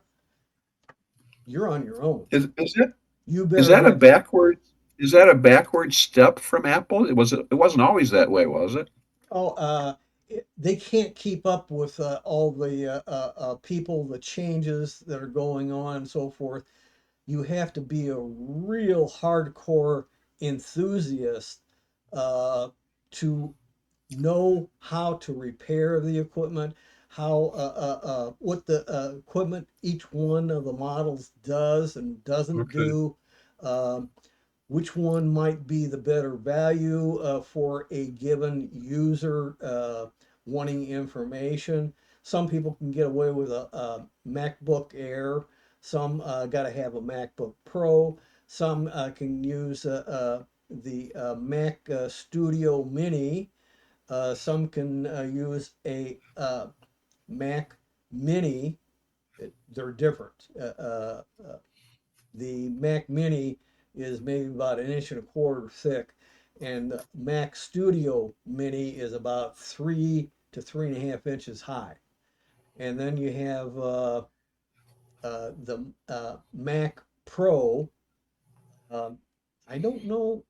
I thought I heard they might be discontinuing the iMac, but I don't know if that is true at the moment or not.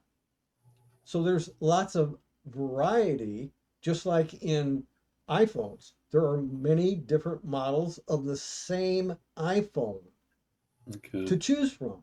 And then the same is true in Android because you got Pixel phones from Google, who is the creator of Android OS. You got Samsung, and you got a jillion other little manufacturers that if you can get 12 months worth of support updates to the Android operating system, you've done good because most of them won't go more than 3 years, and you can't find too many of them that'll go that far. Whereas Google and Samsung will usually go at least 5 years. But a lot of equipment, Chrome, besides Apple, 5 year support, it used to be Chromebooks were 5 years. Then several years back, they raised it to 7 years. Now, new Chromebooks have 10 years Hmm. of support. And Microsoft, going back as far as I can recall, always supported their OSs for 10 years. They didn't usually make the hardware until they got into the Surfaces and the Surface laptop and a few other odds and ends. Most of the stuff they did was the operating system, the Office software, and some other ancillary pieces of software application. And that's what they made their business on. But they would give hardware manufacturers all the recommended specifications to support their software. And it was hoped that they would all adhere to that standard.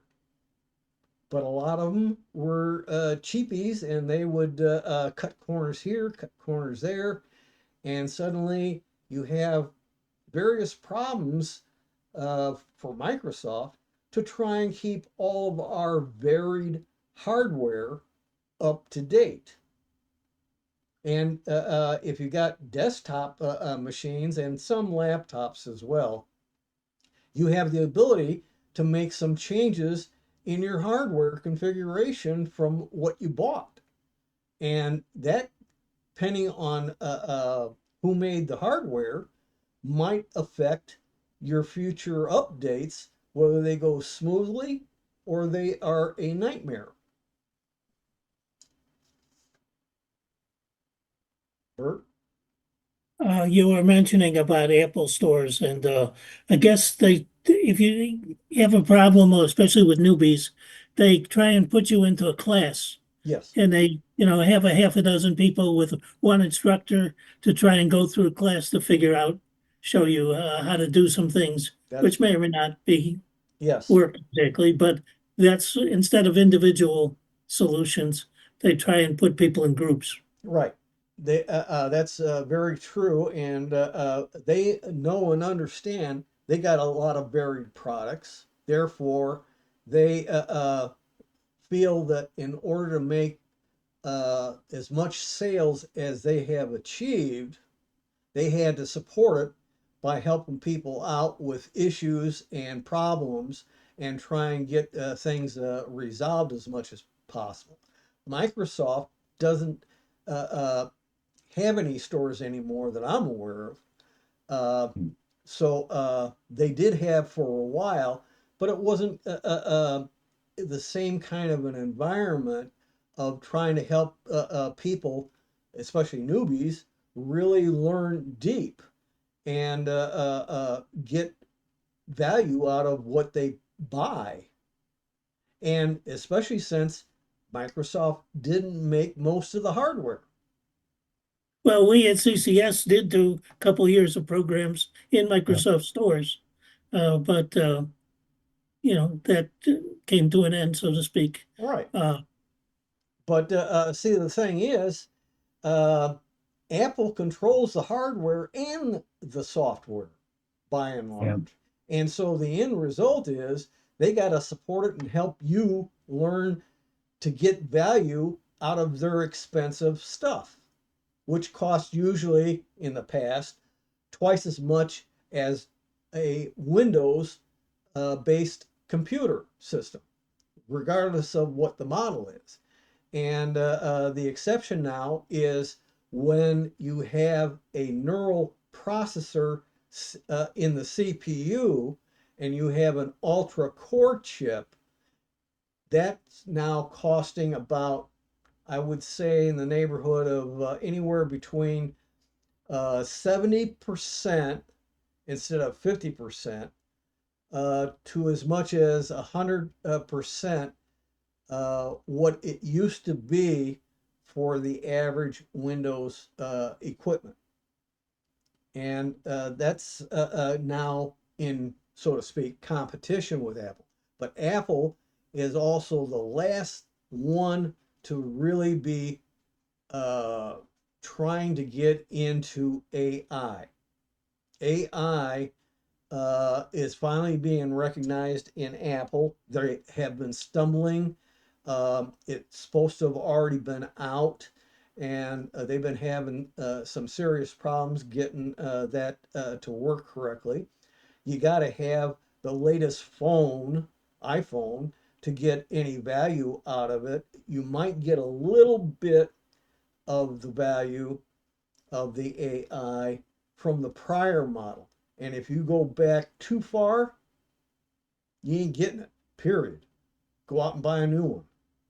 Apple has an announcement sometime tomorrow, uh, which for some new things, we'll see what they say. Yeah. One of the things they may bring up is they may have a new iPhone SE model, which is a cheapy model of iPhone. And they only put one out like about every 3 to 5 years, something like that. So there's, That's what I got. The pardon? last one they put out. Pardon? I got the last SE model. Yeah, that was probably the SE3. SE3, I'm not. SE2, and SE original. And this is, if they do make it an announcement tomorrow, they may give an official release announcement to SE 4. Okay. Do you guys want me to give you the handout and you can have it as homework? Yeah. I'll take it. I'm not gonna do anything with it, Tim. Like I said, you might find a few articles of interest. I'll leave that up to you. That's not my call. Okay. Let's see here. Got part of it up. Oops. Let's see if I can coax this. Hey, Larry, you got that?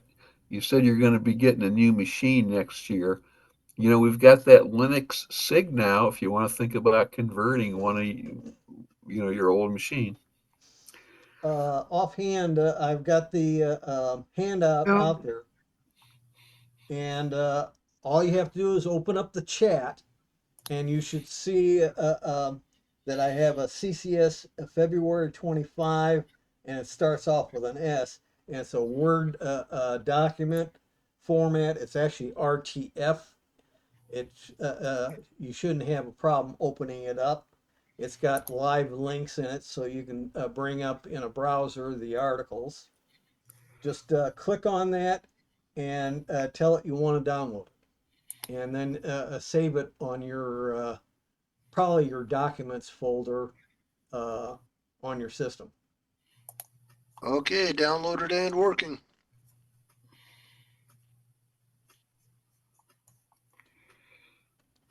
I'll look into those later. It's a long list today. And make note of the last entry. The last entry in that list is a way through Malwarebytes to check your email accounts to see how secure they are and what's known about you. I'm not joking when I say that. Now, I've got a lot of email accounts, but a lot of them don't get heavily used, so there probably isn't much there. But I did check my primary Yahoo account, and there was a little bit out there that I might not like, but at the same time, too, I don't feel panicked. You mean it's a free download, Tim, to run this Malwarebytes thing? No, it's an online. Oh, online. Okay. Okay. You give it your email address complete. Okay. And if you got more than one account, which I always have had, then you can go through all of them and see how good or how bad things might be for any of your email accounts. You don't want to get them compromised. Just to let you know, when I downloaded the file, but my system says it's potentially dangerous and has been blocked. That's must have something to do with my level of security, I presume. Well, yes, it is. It's a part of Defender. It thinks it could be bad, and it's up to you whether you tell it to keep it or not. That's your choice. Okay, I What got it. what does that mean, Bert? It has been blocked. What is that? Blocked. What do you Well, mean blocked? it's part of 11. It's part of Windows Defender that tries to prevent downloads that might be nefarious. Now, you got to remember this is a article list with live URLs. That means that theoretically you could have bad URLs for nefarious purposes, uh, all of them or just one in that whole list. And but I made the list straight from the articles, and you're the first ones to get it.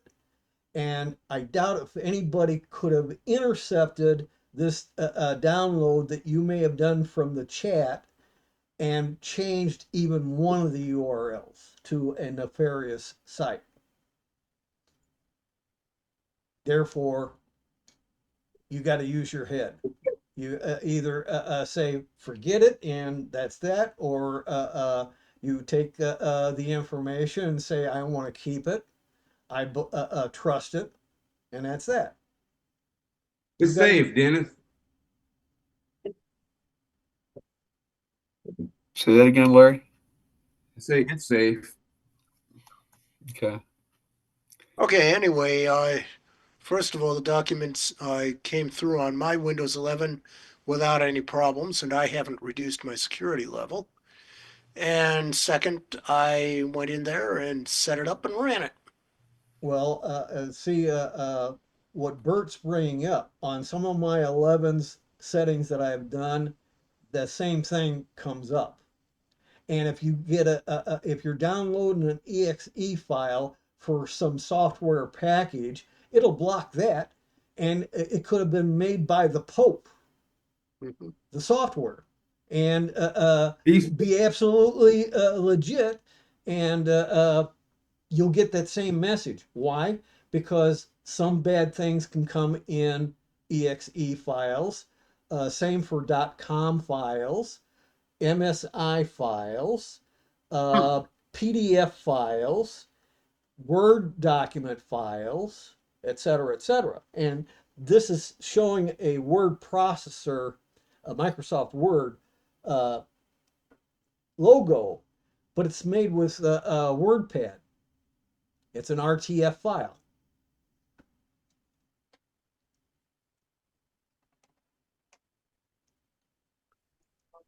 All right, guys, I'm gonna go here. Where are you going? Well, I got my grandson here with me. So you're gonna go Well, pester him?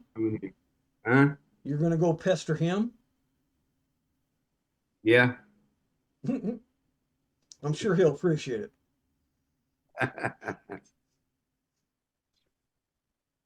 All right. Anybody got anything else? Otherwise, we'll call it quits. Well,